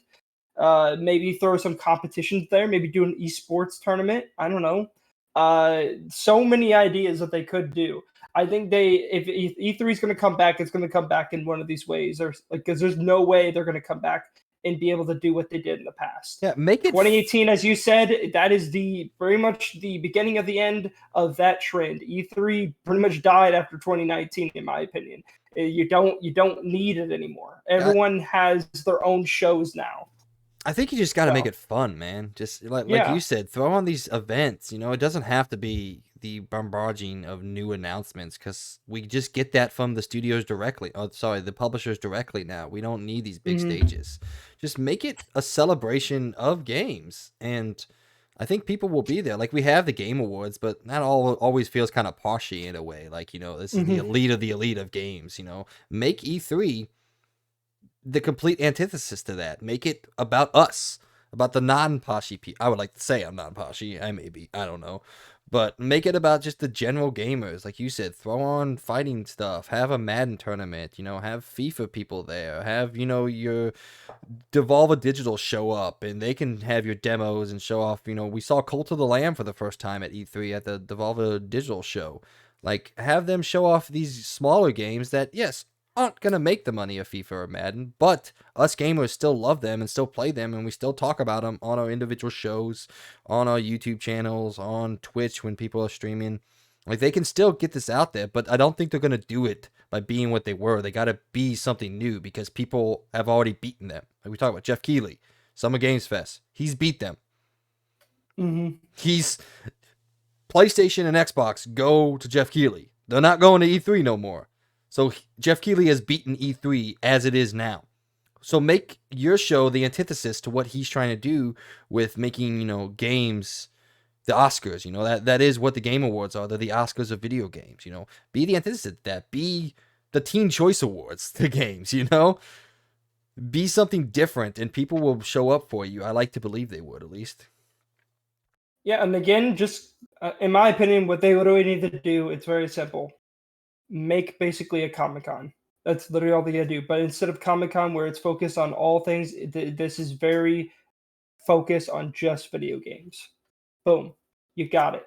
Comic-Con already has a whole thing where it's an expo. They have some big people show up where they have showrooms where they show the big things. But then they also have sometimes even gaming tournaments and stuff going on there, or etc. tournaments. They have a lot of stuff that they're selling at a bunch of vendors, artists, etc. They all show up with stands and everything. And then even you could even hire and maybe get some of these voice actors for video games that are very popular show up to do signings. Boom, bada bing, you got it. It's basically video game Comic-Con. Just video games. Just E3. Bam. You got it. Yeah. That's all you need. It's the only way. Like I said, the only other way would be to get the big guys back, but I don't it's see. It's not happening. I don't see a path for them. They don't need to. They can communicate with us in any way that they want, and we'll listen. We'll be there. We'll hear from them what they have to say wherever they are. It doesn't matter. We used to go to E3 because that's where they were. That's the information. That was our news cycles that we went to. It was a big week, and it was amazing for what it is. But that's not where modern games are right now. That's not where modern publishing is. They can just reach us in so many ways. They're never coming back, in my opinion. Microsoft may, because, you know, they like E3, you know, it's the home territory, the US, E3 is based in the US.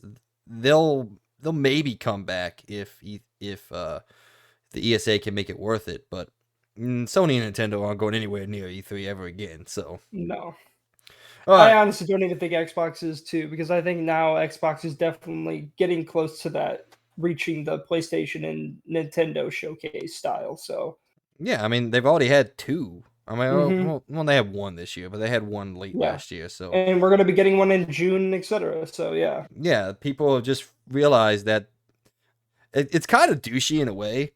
Like, not really, because it doesn't matter. But like, Nintendo, Ubisoft, EA, not Nintendo, sorry, Xbox. They're just like, hey, we're just gonna take your time frame that people's attention on games and make our own thing, but we're not gonna be associated with you. It's like, wow, that's kind of brutal in a way, you know?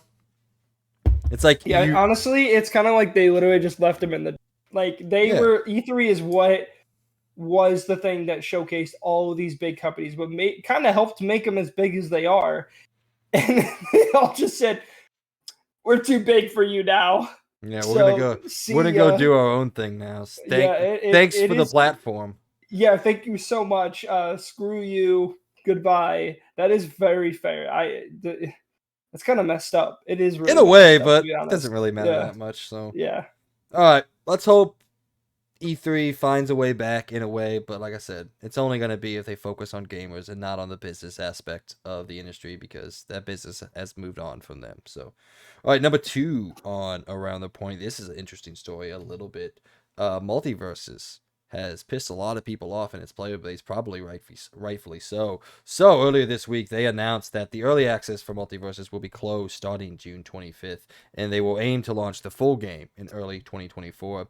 The announcement was shared in a blog post on Monday, thanking players for participating in the open beta for Multiversus and calling it a stepping stone for the next phase of the game. This is what they had to say. Throughout our open beta, we've been working hard to build the best gameplay experience, and we appreciate all of the inspiration you've given us. Our open beta has been an important learning opportunity for us and a stepping stone to the next phase of Multiversus. And then he announced that the game, it will close and come back sometime next year. Now, players had a lot of questions out there, and they weren't exactly happy with some of the answers. So one of the big ones that's making its rounds has been going through the channels and everything. They asked about were the refunds that people have spent money on the different characters and all that within the content and DLC for the game, if they're going to get a refund for that. And the simple answer is absolutely not.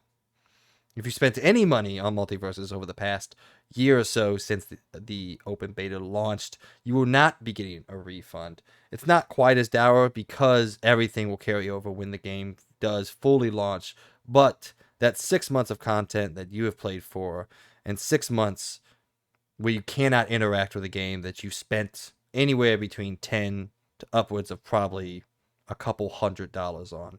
So I think that is where all the hatred and all that is lying. It's not that they're wasting their money in a way, because everything's still going to be there. It's that for some reason they have made the decision to go dark for 6 months.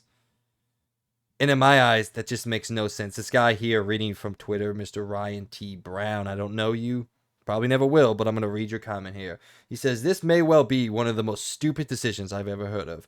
Closing your dwindling game for some part under a year with Less than yeah. yeah, with zero warning to those who have spent actual money on it, being unable to play and presumably charging them again at the full release. It's probably going to be free to play. That would be really Yeah. dumb if they came out and release."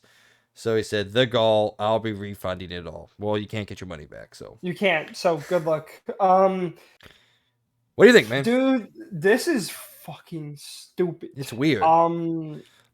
It's it's dumb. It makes no sense because every early access game, they don't just be like, thank you guys. We're closing down. We'll see you when the full release comes out. No game does that. Like what? Like what? And I can't even believe they're even calling it an open beta in the first place. Like, I think this was technically the full game. They're just making it an excuse. Why? And also to shut it down, to not let people play it when people spent real money on it. If it was an open beta, then why were you charging money? If it's an open beta, why were you charging money for all these things? It's the full game, but for some reason they're closing it down for 6 months. That is so dumb. Like, I would be so pissed because this game literally thrives on people wanting to play it, especially with competitive playing, etc. And you're killing it by literally shutting it down for 6 months. After 6 months, who the hell do you think is going to come back and play this? You officially now have put the nail in the coffin. I don't think it's coming back. I was gonna say, I not think me. it's dead. Because even when it does come back, and even if it does, who knows, even if it is going to come back, they straight up just killed the game by doing this. I think they literally just killed it. Like that this is it. I don't, and honestly, I've never heard a game do this before. This makes no sense. Like, it makes Any no game that you sorry, it makes no sense to shut it down. Like, if you were gonna say we're gonna have our last content drop on June 25th, and then we're gonna go dark until we release the full game early next year, people would be okay with that. Like, all right, we're not gonna get anything new for 6 or so months. That's fine. Yeah, that makes sense. But just but not closing down the servers. To completely turn the game off and have people not playing it, like it just makes no sense. Like, why do you think that's the right decision in the grand scheme of things? This is definitely the worst of the two options, in my opinion. Because, like, no matter what, if you said we're going dark for 6 months, that also is going to be killing the people no matter what, because you're going to be having people be like, why is it taking you 6 months to add new content to this game? But it's even worse the fact that not only is there not going to be content for the game, but you can't even play the game online anymore. It's just gone. I mean, it's going to be shut down for 6 months because of what? Because it's not fully released. It's fully released. This is the game. Yeah, I mean, don't bullshit people. This is literally the game. This is the same thing for all open betas out there. They always say this is a pre-whatever thing. It comes out a week later. That's the full game you're playing. They're just going to do slight bug tweaks before the game releases. So this is just a bunch of bullshit. And honestly, even more so, I feel like they know the game's failing, and they're saying it's closing down for 6 months for the full release, but I don't even know if they're going to reopen it. Who knows if they are? I think they're just killing it because they know it's dying the game, which sucks because this game was actually really fun. It was actually really good. It was actually close to being a really good competitor for Smash Bros. But they just took too long to come out with content, and that's the problem with live service games, is if you're going to promise live service, you need to be on top of it.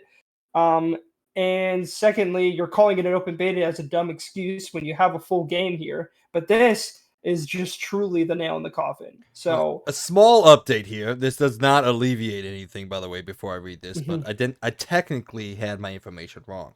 At the bottom of the article, it says Multiversus won't be receiving updates after it goes offline in June. However, players will still have access to the training room, aka local matches, their characters, and cosmetics in an offline capacity. So technically, you can still play the game, but you can't play the game. Yeah, like, you can't unlock anything new. You can just play what you You can play Smash Brothers in an offline capacity, which I guess isn't that bad in Smash Brothers because they have a shit ton of things you can do offline. From our week that we play with this, there's not a lot to be done offline. You can't even level up your characters or anything like that. So no, they just give you everything. So there's no question at that point. You just get all the things for your characters. But you can't unlock cosmetics or anything, which already was a problem with this game. Is like, if you do want to unlock cosmetics, you pretty much have to spend real money on it. But this is just so dumb. And honestly, why? Like, you guys had something here. You had something. And if you probably would have been honest with them and said, we need 6 months and we're going to release a ton of content within those 6 months. So what we're going to do is we're going to go dark, but we're going to leave the servers up for people to play the game online and keep leveling up. And maybe new players come in, they can, and also they'd be getting money still. People would probably be still buying cosmetics and stuff like that. But to do this, not only are you stopping people from wanting to buy cosmetics because you can't, because it's offline, you can't play online in general to play competitive play, which is what most people got this game for, to play against other people. And, well, now you just completely killed the player base, completely. And by 6 months, people are going to forget about this game. I mean, I already mostly forgot about this game pretty quickly, too, from when we last played it. But this, for sure, has killed the game. I don't think it's coming back. Even if it does come back, who is going to play it? I would like to ask. Who is that big fan that's coming back, that's going to be dedicated enough after they literally put their face in the dirt? Who's coming back to play this? No one. This feels like they dug an open grave and they're just waiting to throw Multiversus in it when it eventually sees its full release. And this is, I think, a bigger problem with the industry that we see now. Granted, like you said, no other game does it in this way, but open betas are annoying. There's been games in beta for 4 years now. What are you doing? Yeah. Just release the game. They're like, well, we're putting out new and new content. You can still do that if you release the game. Why is everything going to open beta if it's an online game? Beta is like we just play with Exoprimal or Diablo, even though there was a lot of problems with the Diablo beta. I forgot to say, I forgot to put that. I did play Diablo 4 beta. Oh, you managed to get into a game. That's wild. Well, okay, that was only in the closed beta. The open beta, dude, I didn't wait at all. It just jumped right in. Which, by the way, quick tangent. It's actually really fun. I had a great time with it, but I do have some problems with it. I know we don't get to talk. I wish I should have remembered to put that in my list We'll because I talk about did it play it next for like week. an hour. Okay, I gotta remember to write that down. I'll put it in Okay, there for go you. on. So, Let's keep with the stories. oh no, I just overall I think it's just dumbass decision. It's just sad because literally this game has unbelievable potential. It was there, yeah. It's literally Warner Bros. With literally so much variety of characters from all these different properties, from like Harry Potter. I guess not Lord of the Rings anymore because they don't have Lord of the Rings, but they had Game of Thrones, they had Looney Tunes, they have all of the DC, literally everything. Think if they And would they have had put Sebastian in this even game from Mortal Hogwarts Kombat. Legacy. They could have even added Mortal Kombat characters in this game. Okay, They that have it one all. that would get a little weird putting a fighter It would be game in pretty another okay, fighter but game. That would get a it little would still be weird. kind of cool. It It'd would be be kind of cool, cool. but think like you could put like Sebastian from Hogwarts Legacy in this. Yeah. Or Naomi if you want to put an actual good character in there. Oh, Damn. But yeah, no, this is a dumb decision. Quick, there is a poll on the article. It says, "Will you return to Multiversus when the full version launches in 2024?" Out of 1,082 votes, no is leading with 60.5%. Oddly, 60? Are you serious? There's like 30% of people that would actually come back. 39.5 says they will come back when the game comes back. That's insane. But after they literally just threw their face into dirt and they're like, yeah, screw you. And they're like, yeah, we'll come back for that. I mean, these sound like Madden fans. But what is 39.5% to like 1% left from original player base? Because we talked about a story a couple weeks ago where 99% of the players that were there at launch aren't there anymore. So what's 40% of 1%? It's not a lot. No, it's not. It's not. So yeah, I don't know. So much potential. So sad. Overall, this is, like I said, they had two decisions. One of them was the easy route, the route that everybody goes. Just announce, hey, we're stopping consistent content drop to get ready for the full launch next year. You can still play the game. We may update some servers here and there, but we're not going to give you anything else for a couple months. And I think generally, that would have worked out a lot better than what they did here. I think that's 100% understandable. Like, eventually they're going to have to get ready for the full launch of this game. And if you know anything about video game production and how that makes it, like it does take some time. So I think generally players would be like, yeah, that's fine. Obviously, you're going to hear some of the groans and moans from people like, why did you just keep doing it? Well, because there's a limited amount of people that work. So, but yeah, no, they definitely made the wrong decision. They came to the fork in the road and decided to turn around and return to sender instead of going forward. So, all right. That's it on that. Number 3 on Around the Point. Continuing the problems on PC and the ports. The Last of Us Part 1 and Resident Evil 4 to a much smaller degree have seen fairly significant problems. The Last of Us significantly more. And ladies and gentlemen, it's the shaders. I don't know what is going on. I don't know why people seemingly can't figure this out. My face is very pink because of the screen. There we go. But The Last of Us Part 1 severely compromised because of the shader compilation details and all that. And Resident Evil's compromised in a different way. We'll talk about that. Digital Foundry did a report on that, but I'm going to stick with Last of Us Part 1. Logan, like he always said, Uncharted 4, and I guess the Lost Legacy Collection, had a problem at launch, and we were hoping that they managed to circumvent that in a way, but nope. Just like Dead Space, just like feels like 90% of PC games that come out nowadays, The Last of Us Part 1 is compromised as well, with right now mostly negative reviews on Steam, which that's really bad for one of the best games ever made to have a negative review score on Steam. That's so this one's go on. No. Okay. This one's kind of fascinating because compared to Uncharted 4, I thought this was also made by Naughty Dog, this port. Nope, that's a lie. Naughty Dog, so Uncharted Lost Legacy, I'm pretty sure was ported over from Naughty Dog. This one was ported over by Iron Galaxy, which, by the way, a little history, that's the people who ported over Arkham Knight originally. Remember that great port, Arkham Knight from PC, the thing that started like that truly was the worst port. They did the one you literally couldn't play. Yeah, well, that's kind of the same people that did this for this game. I don't know where PlayStation or Naughty Dog was like, let's find the worst people to port this game over. Let's pick Iron Galaxy because they have such a great history. So I think this is a little bit more fascinating in the fact that if you wait for the shaders to build, which by the way, depending on what GPU you have, it could take up to an hour to build the shaders, which by far is the largest amount of time to ever download shaders. Like for example, with Hogwarts Legacy, it takes like a minute. For I think when Callisto Protocol finally came out with the fix, it was again like a couple minutes.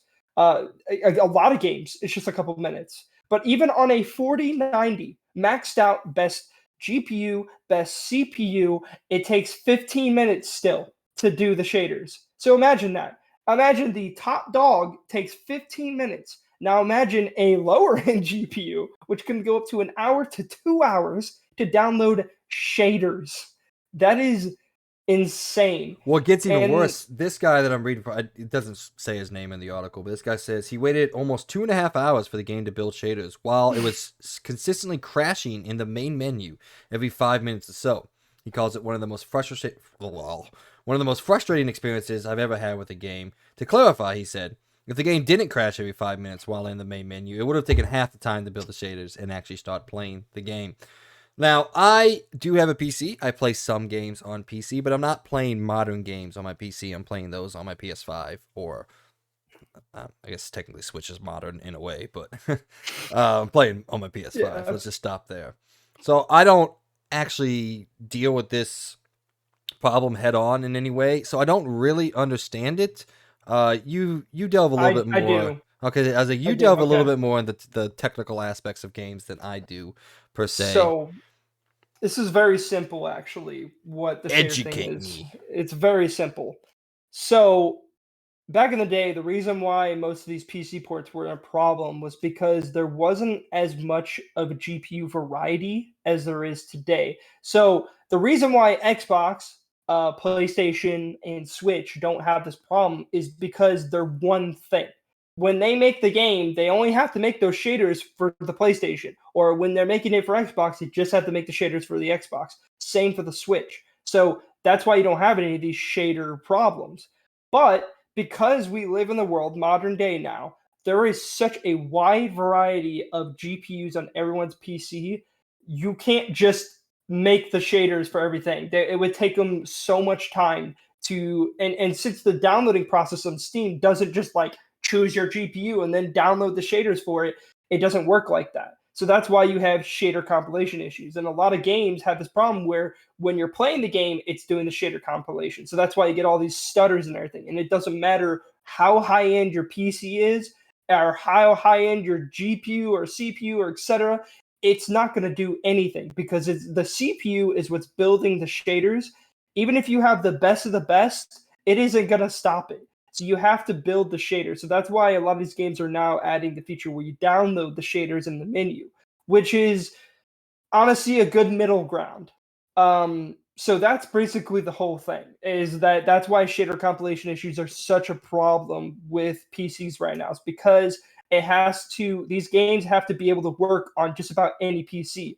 So in order to do that, you have to build the shaders for your specific GPU. They can't do that. So that's why when you play a game, if you're playing through the game, if you beat the whole game with the shader compilation issues, and you go back and play through it again, it's going to be smooth as butter. You're not going to have any of those stutters anymore because you built all the shaders. So you're basically building all the shaders for all the specific areas of the game.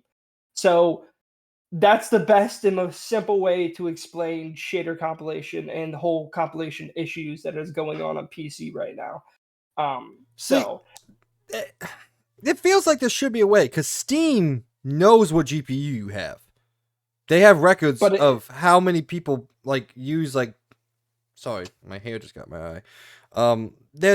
You can go see right now how many people what's the most popular GPU on Steam.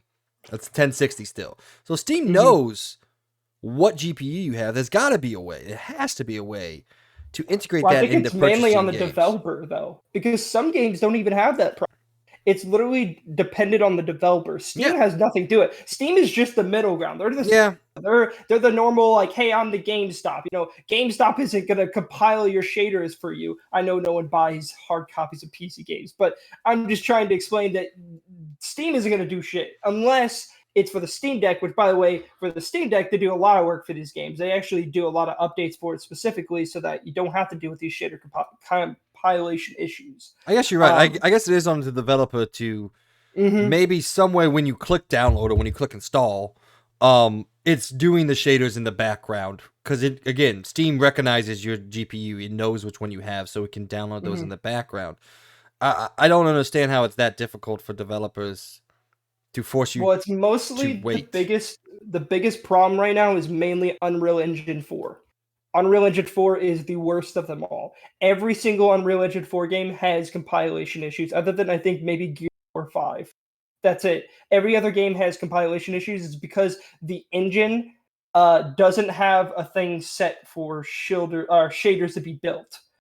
So that's why on every single Unreal Engine 4 game, there's always been some kind of compilation issue. And it's mostly Unreal Engine 4. Most of their games are pretty good at not having that problem. Like even Sackboy, when it moved over, that was an actual Unreal Engine 4 game.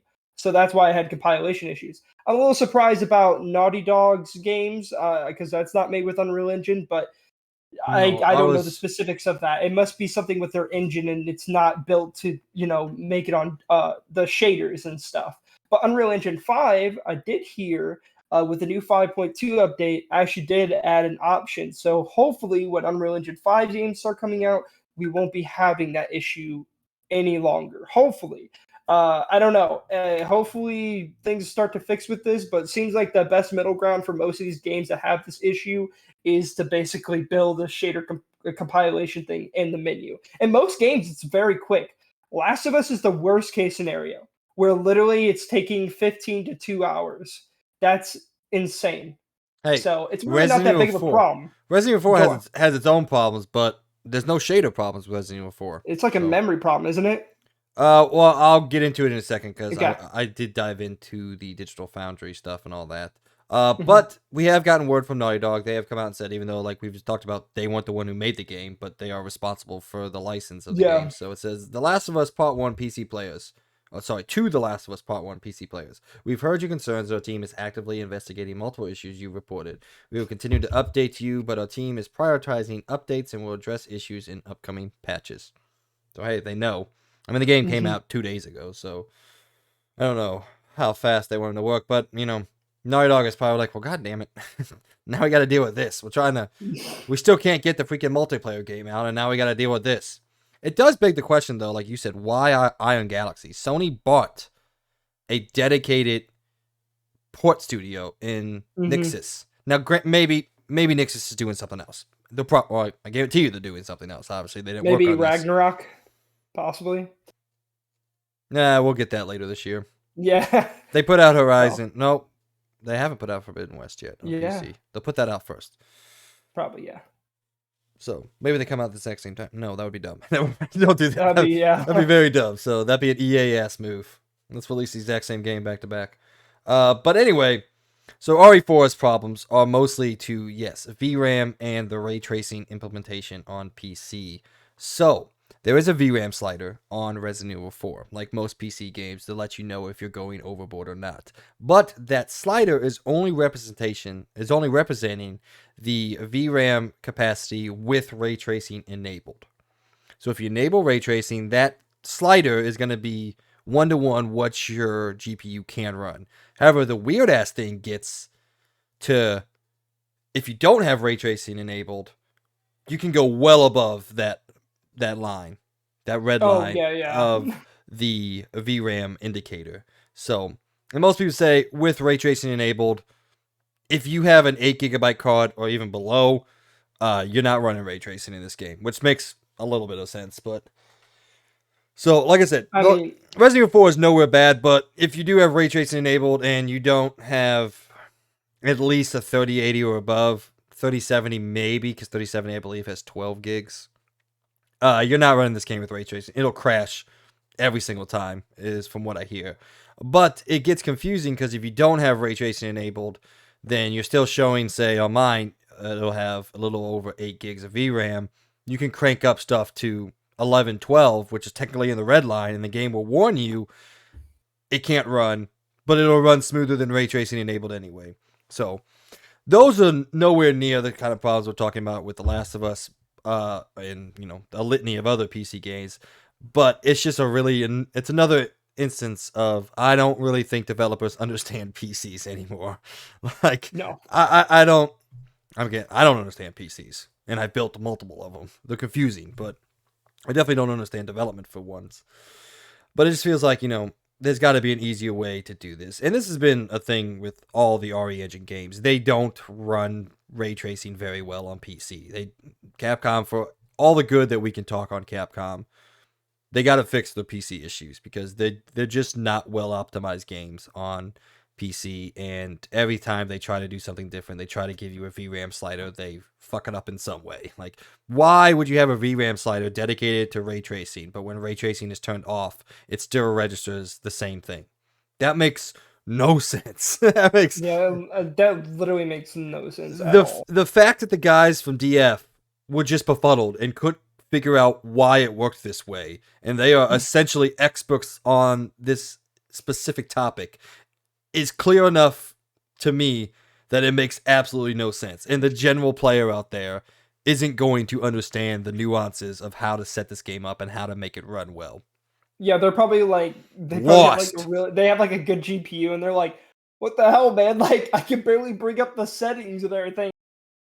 My VRAM cache," and it's like, oh, yeah, that is just so dumb. But also, I just want to tell people out there, the ray tracing sucks anyways. Yeah, it's not worth it. That's not even on PC.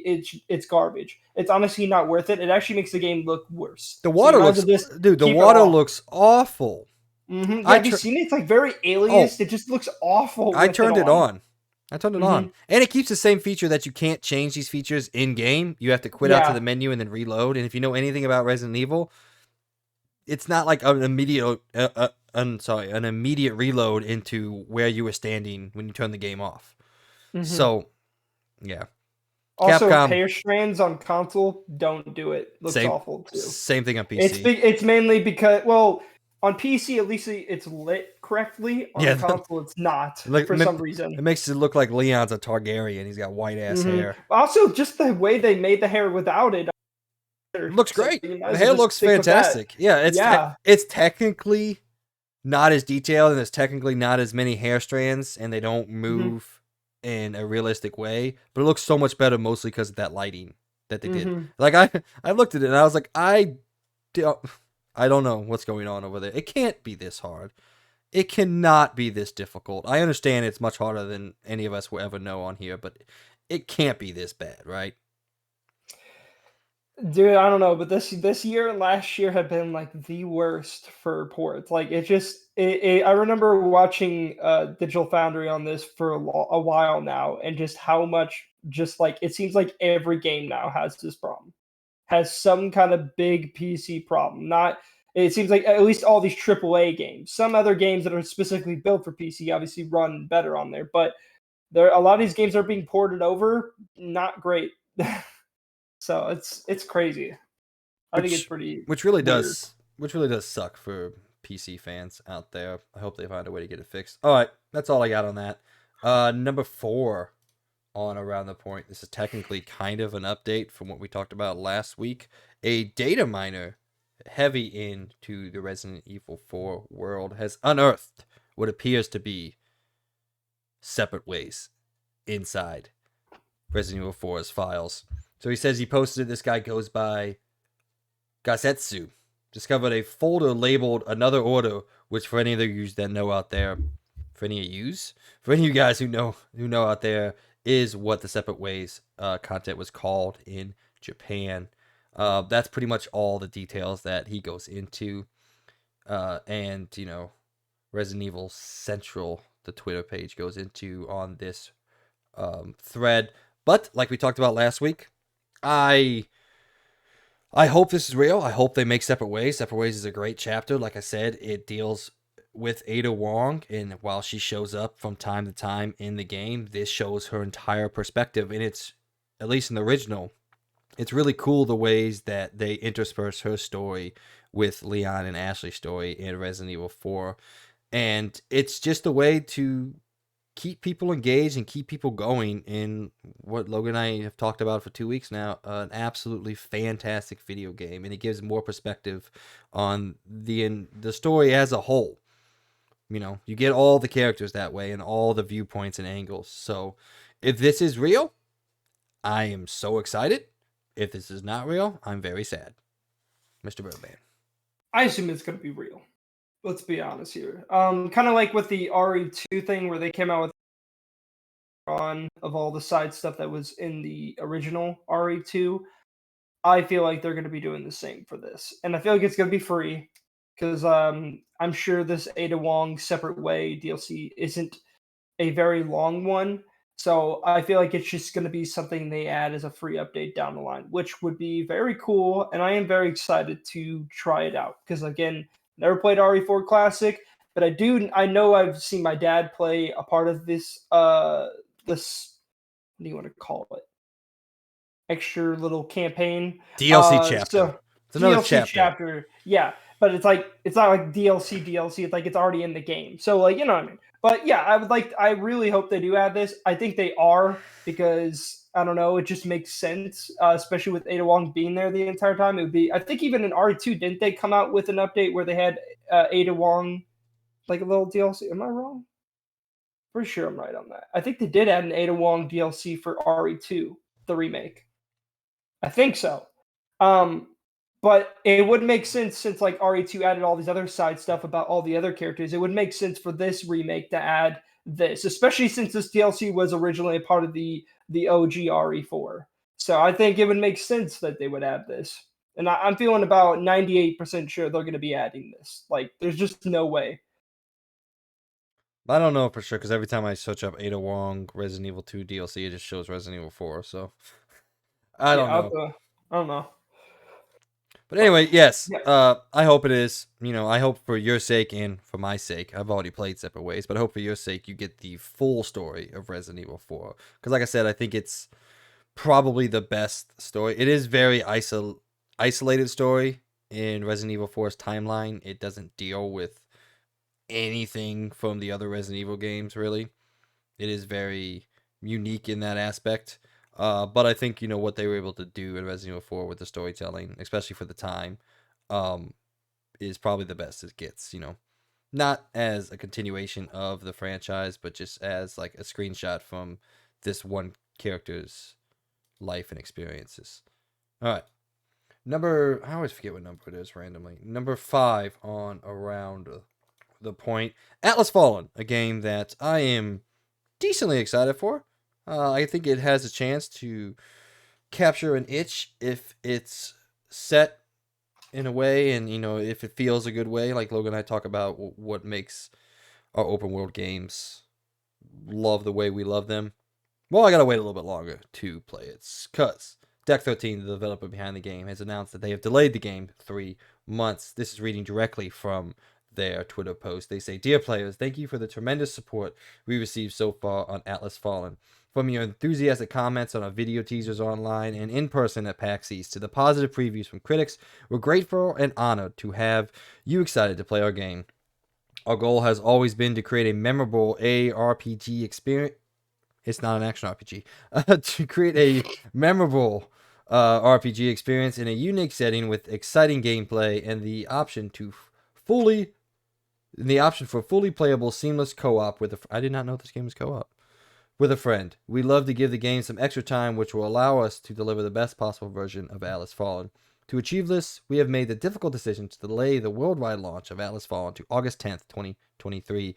We apologize for the disappointing news. We'll come back in early summer to share updates on the game, including new gameplay footage and your first look at the drop-in, drop-out co-op gameplay. We can't wait to bring you a fantastic experience in the deserted lands of Atlas this summer. Thank you for your patience and understanding as we head to the finish line. And there are 2 ways to look at this. The first way is probably the more sensible way to look at it, and is they just need a little bit more time to make the game work and to make the game the best that it possibly can be, which we've talked about over and over again on this show.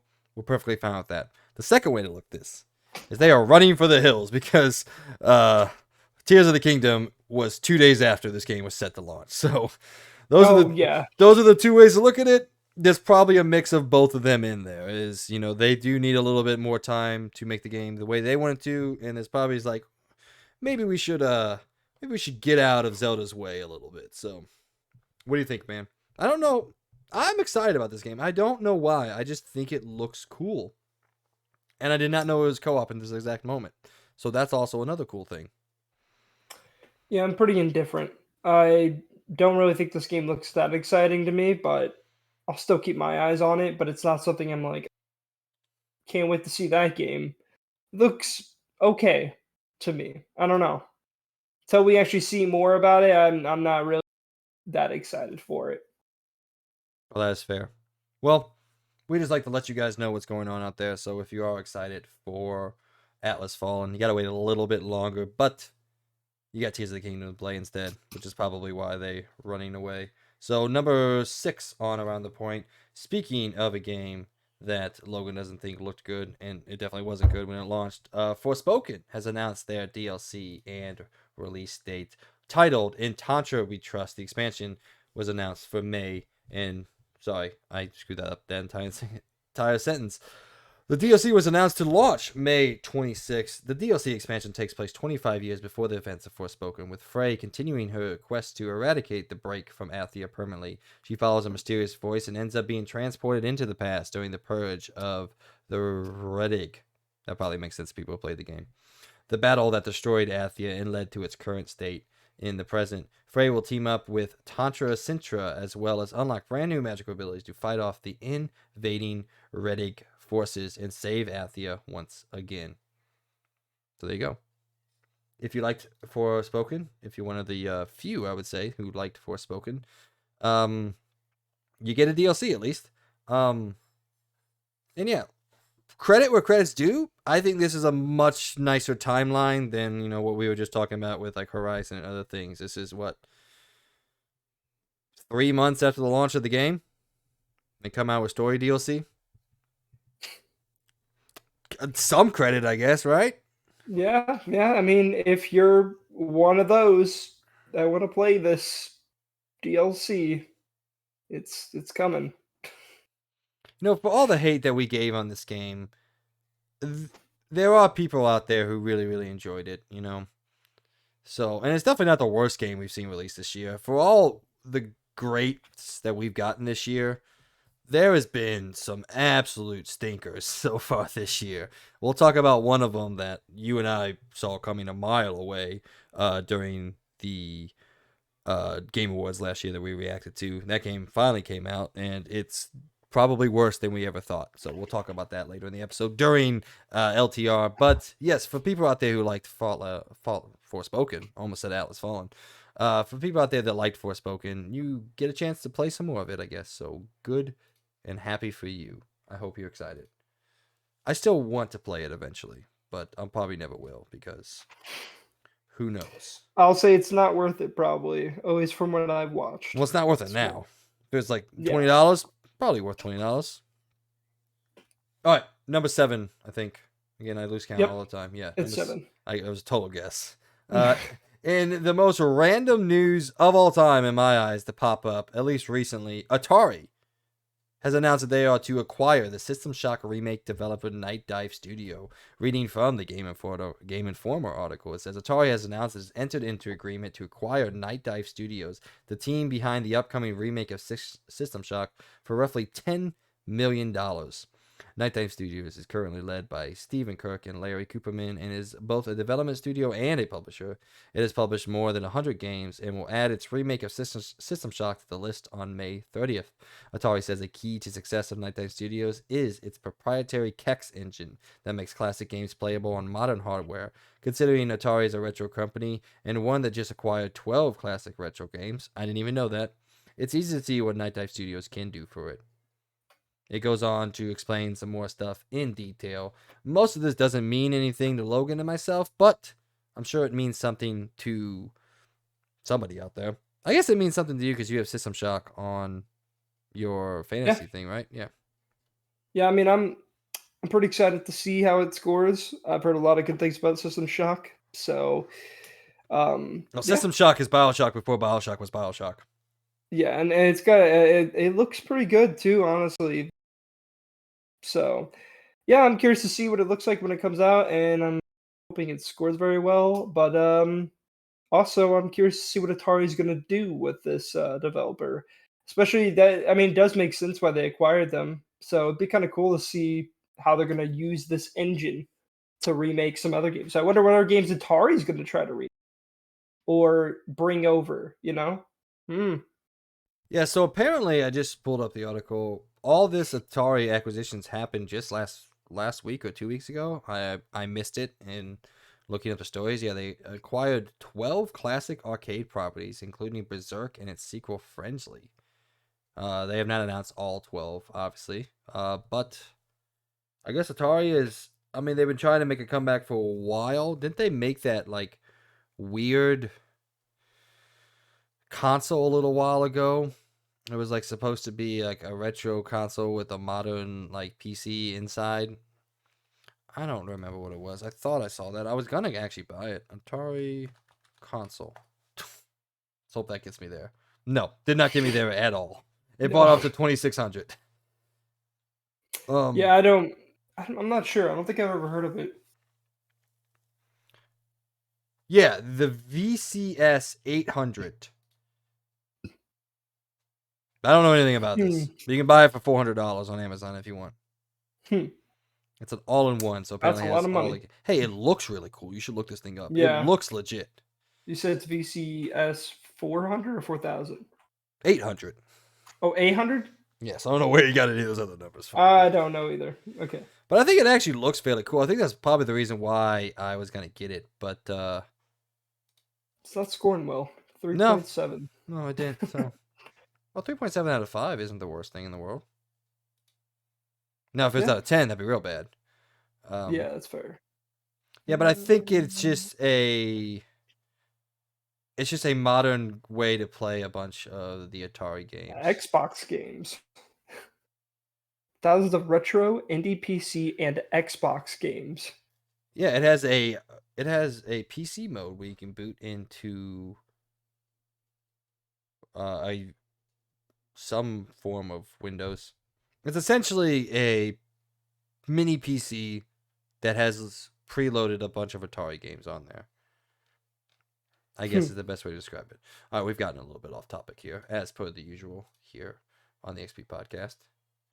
Just had to throw that out. So number 8 on Around the Point. This one Logan wanted to bring up. Elden Ring has added DLC, and from what I can tell, and many of you out there who can tell, it's not good. Logan, take it away. Well, so funny enough, I'm pretty sure this came out like a week or at least a week ago or something like that. Because I was randomly playing Elden Ring, and all of a sudden I was looking through settings and I see ray tracing, and I'm like, "What the hell?" I was like, "Ray tracing was not in this game when I played it way back." So I was like, "What the heck?" And so yeah, after that I started to look it up, and now added to Elden Ring, and to say the least, it's very underwhelming. Especially on console, you might as well just not use it because it basically makes your game run from 30 to below, and most of the time it's not even hitting 30. So basically, making the game unplayable, in my opinion. Um, I think for a lot of people's opinion. But even on PC, I mean, all it really does is add it's for I think it's global illumination and shadows. No, it's not for Global Illumination. It's for Not global illumination. The other thing, not global illumination, but ambient it's occlusion. for ambient occlusion and shadows. With the For what I shadows, can see. like we talked about before the show, the shadows Mhm. look good when they work, but there is a major problem. I would call it the Pokemon problem, where if things are far Mhm. enough in the distance, it They runs start at to. it, I it think runs it's at like 1/10 of the frame rate or something like that. It was like no, really it low. starts at a half and goes down to a quarter of the frame rate. So if you're running at Yeah. 30, it runs at 12. I think my Yeah. math's right there. No, my math's definitely not right there. I don't know. Math's hard. I think it But runs like at 9 frames. it's like really, it's not great. A lot of people are actually baffled by it. And especially with the article I picked here, Digital Foundry especially is even more unimpressed with it, especially with the fact that still Elden Ring still has performance problems still to this day. And instead of aiming to fix those, they aim to add ray tracing, which makes the performance even worse. So, yeah, if you have a PC that can somehow play this game with ray tracing, great. But it doesn't really add much to it at all. Yeah, it looks a little bit better, but again, as Mike said, from the distance, it looks really bad. Especially with for some reason, there's no way to change it. It's stuck at a really low frame rate at a distance. I think preferably, I think everybody would agree that if they were to add ray tracing, I think global illumination would have been a little bit more exciting.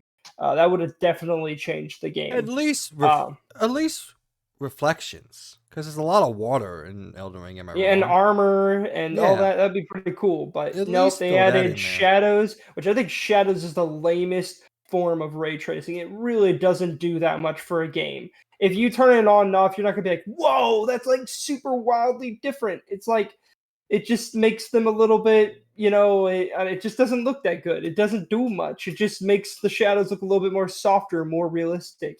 And then it also just works usually. Well, this game doesn't do it, but some games do a pretty good job of at least when light aims at specific ways, it realistically changes. But it still doesn't add much to it, and it just tanks your performance for no reason. So Yeah, we're talking yeah, about we're talking about halving frame rate here yeah. for shadows that look real. That's hmm not worth it. It's really not worth it. It's just kind of a very lame up for Elden Ring. If they added global illumination, or said reflections and stuff, I think that would have been much more impressive, a little bit more interesting, and even worse. Even though they did add shadows and all that, still when you use like a torch, it doesn't even cast shadows. So in reality, again, this really doesn't add anything to the game. If anything, I still wish they would just focus on working on performance for the game, especially for consoles. It still definitely needs a fix for consoles. Yeah, So I didn't yeah. even know it still wasn't performing. I just assumed that they fixed it after a couple months of being on I the mean, on market. PlayStation, it works well, but when you go outside, it still drops frames. And, I still find it playable. I still really love the game, but would it be even better if they did fix the performance? Yeah, it is kind of frustrating that it's such a simple fix, too. All they got to do is just bring down the DRS range. They have it down to 1620p from I think it's like 4K to 1620p. They need to bring it down even more, maybe 1440p to whatever the high range is, because it's honestly just too high, the resolution. And also it's really gross how they change settings on the fly, so sometimes grass will be higher and sometimes it'll be lower. It's frustrating. They could fix it very simply, in my opinion, by just changing the resolution, but they don't. So that's why it still to this day doesn't run perfectly. So I would hope they would have fixed it, but it's been over a year, so clearly they're not going to fix it. They're more focused on adding a crappy ray tracing mode. So, I would say they're more focused on getting the DLC out, but well, that too, but yeah, they, whatever. maybe I'm fairer because I don't really care. Yeah. All right, our last news story slash update. The PlayStation Plus and Xbox Game Pass games have been announced for April. Well, sorry, the PlayStation Plus Essential games have been announced for April 2023. Those are Meet Your Maker, a day and date release on PlayStation Plus for the second month in a row.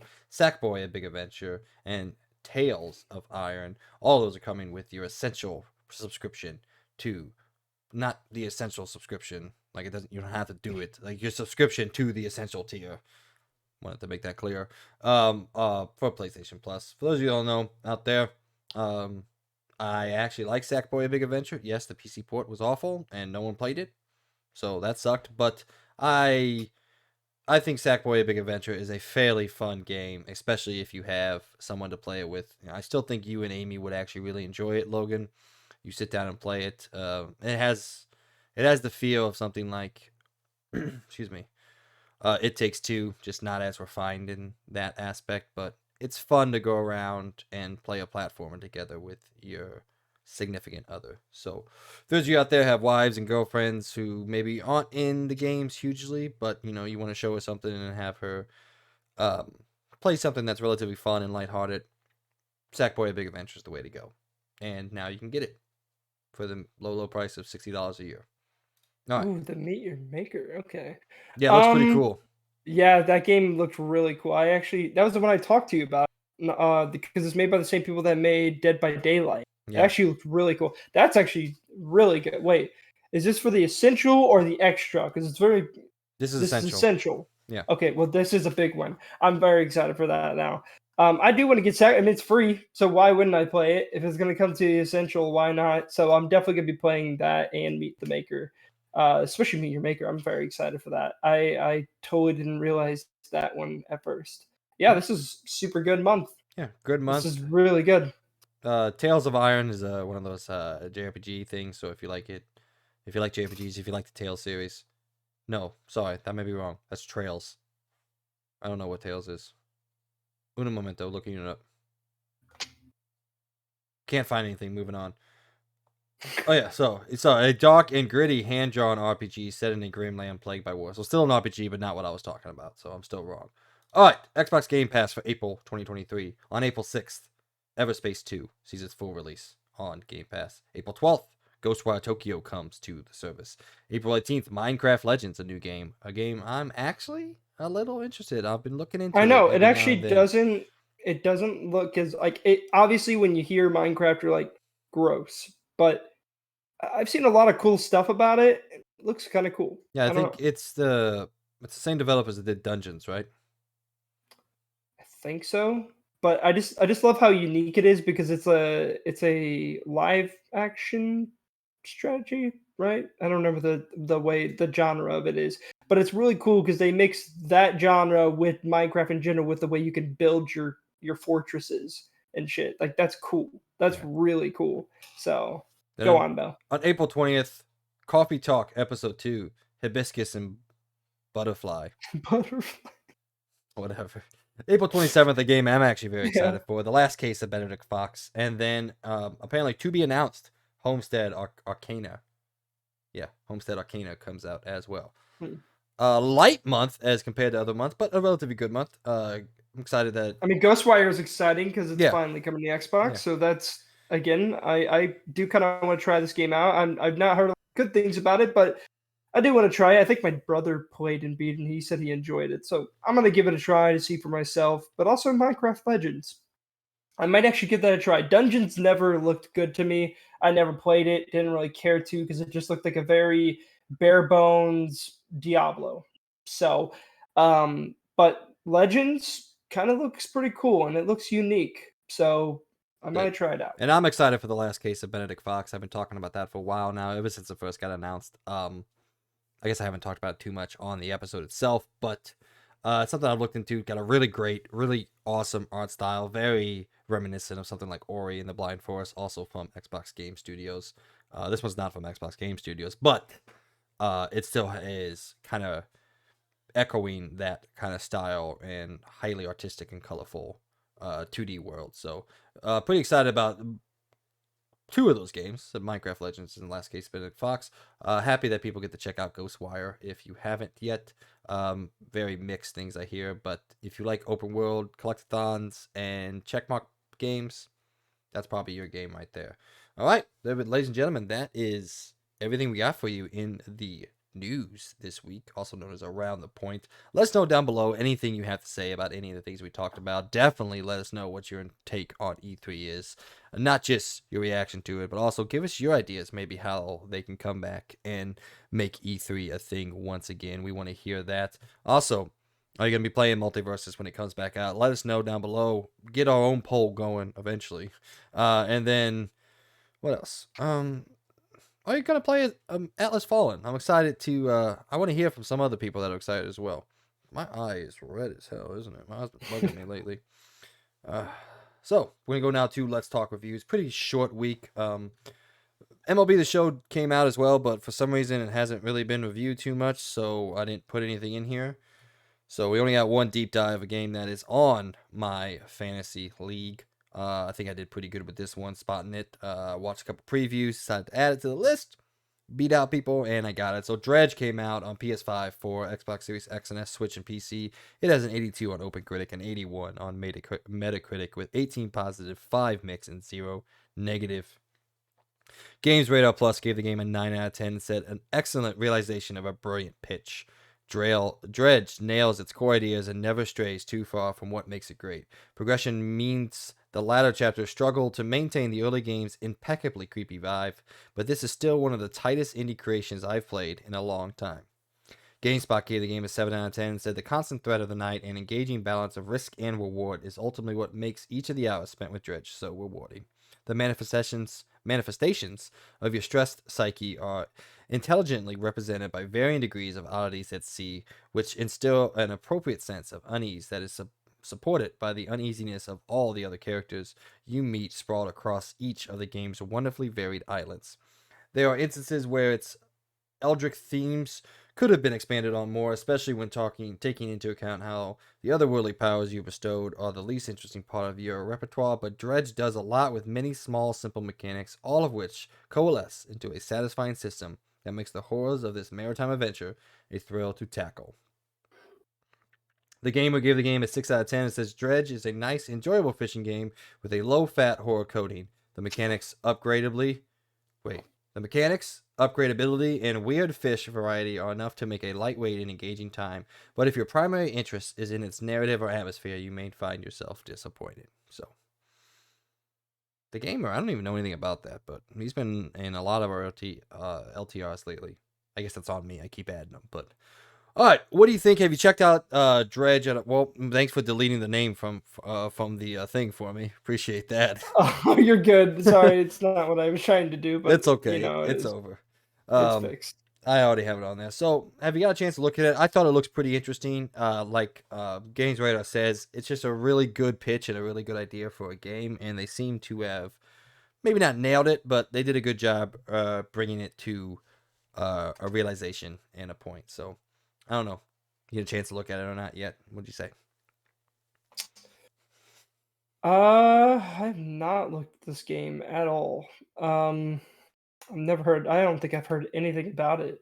So But pretty much, can't it's really. like a very small open world type game where you take your boat around and you do fishing, but then at night it's a kind of a horror based game where you actually have a psyche meter, very reminiscent of something like Metal Gear Solid. But in this one, the higher you are stressed and the higher your psyche goes, the more random stuff you see.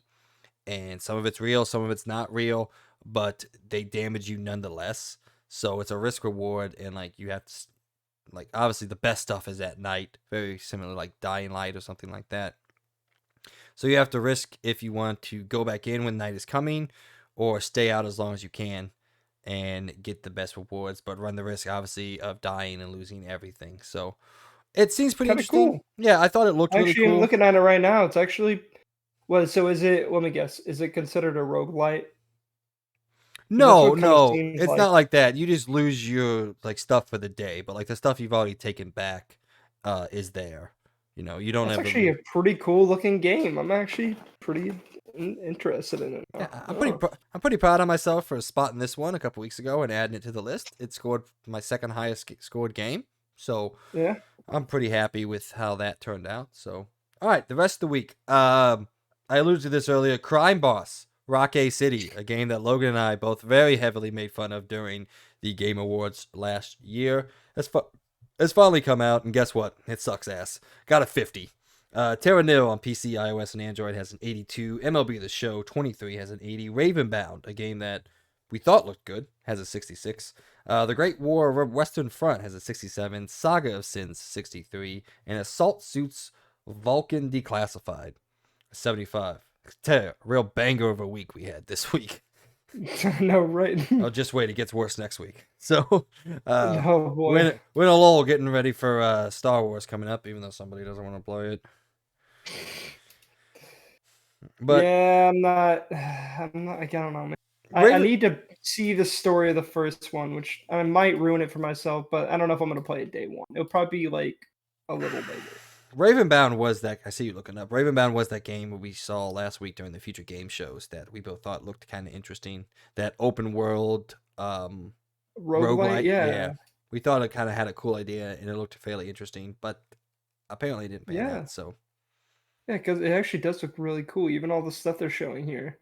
Surprised it's not bad. I Foundations are there, but the execution is mid at best. This clearly needs heavy polishing. Uh, so maybe in a year you can play it. because it's actually like it literally looks cool. It's a really interesting idea for a video game because like a lot of these roguelites are always like linear or you're just going through dungeons. Like this is a big open world and it's roguelite. And it just seems pretty interesting. And graphically doesn't look too bad. But yeah, I'm a little sad to see it didn't do so well. Um Crime Boss. I actually wanted this game to be better than it was. Um if I'm thinking of this game correctly.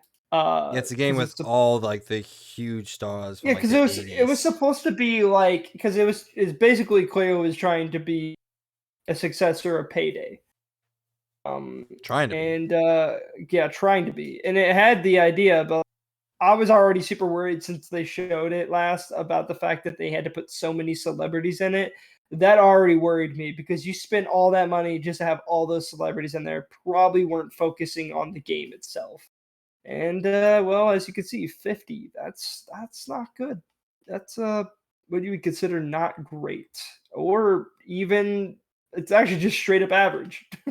50. So oh, I'm a little sad to see it did so bad, but I also kind of seen it coming, and I didn't want it to be as bad as it was. I wanted to be surprised, but it's bad. All right, So I want to read you the synopsis from Game Informer's review because I just like when people sh- find a way to shit talk things in elegantly written things. Whether I read it elegantly or not, we'll see here in a second. So it says Crime Boss Rocket City is proof that star power isn't everything. In fact, it's a reminder that a celebrity cast does nothing for a game when it's void of anything interesting or fun to support it. When run ending bugs appear, Crime Boss is miserable, but even when I'm running a mission bug free, I lay witness to a painfully dull take on an organized crime. At its best, Crime Boss functions. I can shoot weapons at enemies, empty vague vaults and warehouses for loot, watch cutscenes with recognizable faces and voices, and grow my empire. But it never captures my attention in a meaningful or memorable way. Instead, it pushes me further and further away, leaving me with no desire to ever return to Rocket City. A 3 out of 10. that's so bad. That's a Dang. that's a rough review, brother. Yeah. I mean, again, it did. It looked like it lacks literally what Payday is so good at, and it's the fact that Payday 2 you can not only plan, you get constant because it seems like what I was looking at from this game, it just looks like it's a very linear, very like insanely cut down Payday game with the lack of just about anything that makes Payday 2 good. So yeah, For those of a you that little. I'm not exactly. I'm a little sad to see it do so bad, but also like it's whatever, I right? saw it coming. So Yeah. For those of you out there, the breakdown is 10 mixed, 0 positive, 3 negative. So there you go. All right. Well, guys, we're coming to the end now. I forgot out this week, so we're gonna go now to out this week. Pretty well, not pretty. It's pretty much it's nothing this week. So on April 4th, Creed: Rise to Glory Championship Edition comes out on PSVR 2. Grimoire Once More comes out on PS5, 4, and Switch. Meet Your Maker, I guess that's technically the one that we're excited about, comes out on PS5, 4, Xbox Series X and S, Switch, and PC, and PlayStation Plus Essential Day 1. Road 96 Mile Zero on PS5, 4, Xbox Series X and S, Switch, and PC on April 6th. Batora Lost Haven on Switch. Curse of the Sea Rats on PS5, 4, Xbox Series X and S, Switch, and PC. Everspace 2 on PC and Xbox Game Pass. Then the big one for the week, Paparazzi comes out on Nintendo Switch. And then finally on April 7th, EA Sports PGA Tour comes out on next gen only, PS5, Xbox Series X and S, and PC. Logan, you gonna play Paparazzi? Paparazzi? I Yeah. don't even. Oh, paparazzi. Heck yeah. That is a day one purchase for sure. Oh yeah. No, I'm so excited for paparazzi. You should be. You know why? Uh, Because look at this game. This thing looks. Oh my god, this thing looks awful. Holy fuck. I looked it up. Oh my god. I just looked at screenshots. This. Oh, it's like Pokemon Snap, but with very triangle pixelated PS1 dogs. oh boy. Well, that's a good It's one. got a 9 out of 10 though. From who? 280 literally go to Steam. Okay, well, It's Steam got does. 280 reviews and it's got a 9. Holy crap. People love paparazzi. I think we're making fun of a game that might be good. Probably. Oh yeah, PC 76. Yeah. Look at that. Oh, but the user score is 4.1. Is But there on Steam, it's a 280. Very positive. Huh. Okay, well. I want to see what some of those reviews are. Let's see. Wait. I Oh, would lay my life down for every single one of the dogs. Very fun experience if you enjoy dogs taking pictures of things, dogs in silly outfits and situations. Very short and sweet and easy to 100% achievements. There you go, Mike.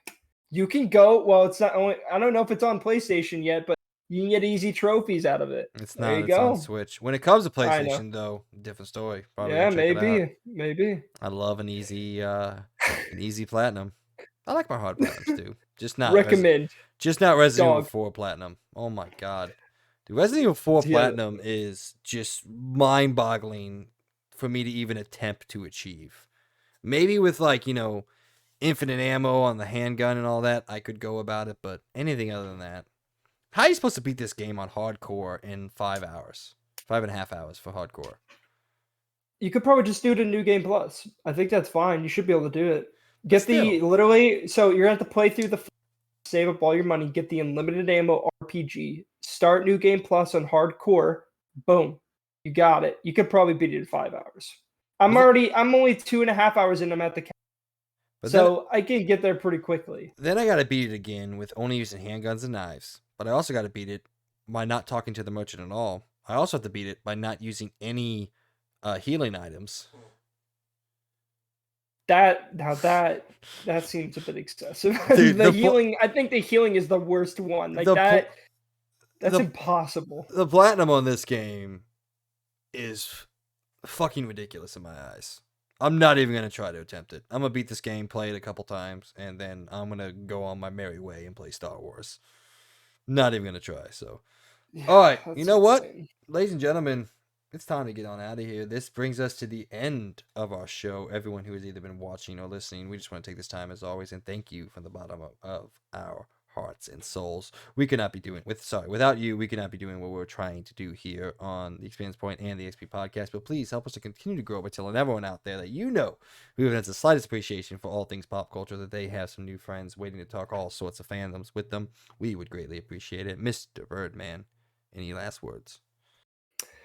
Thank you guys for stopping by to another good old XP podcast. Next episode, you should be hearing me on a PC.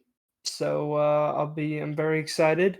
Hopefully I can get this camera to showcase it, but probably won't. But maybe I'll take a picture and maybe have Mike flash it on screen. Who knows? Or maybe I'll just show them with my phone. But other than that, very excited for this weekend. Can't wait to see that PC when it's fully built. But other than that, also thank you guys for stopping by. Thank you guys for this stopping by and listening. And I hope you guys enjoyed. If you did enjoy, we would appreciate if you guys like to give us a like and a subscribe. Again, trying to hit that 200 subscriber mark. I know we're nowhere close, but hey, we're trying to build our way there, and it's a goal that we're trying to meet.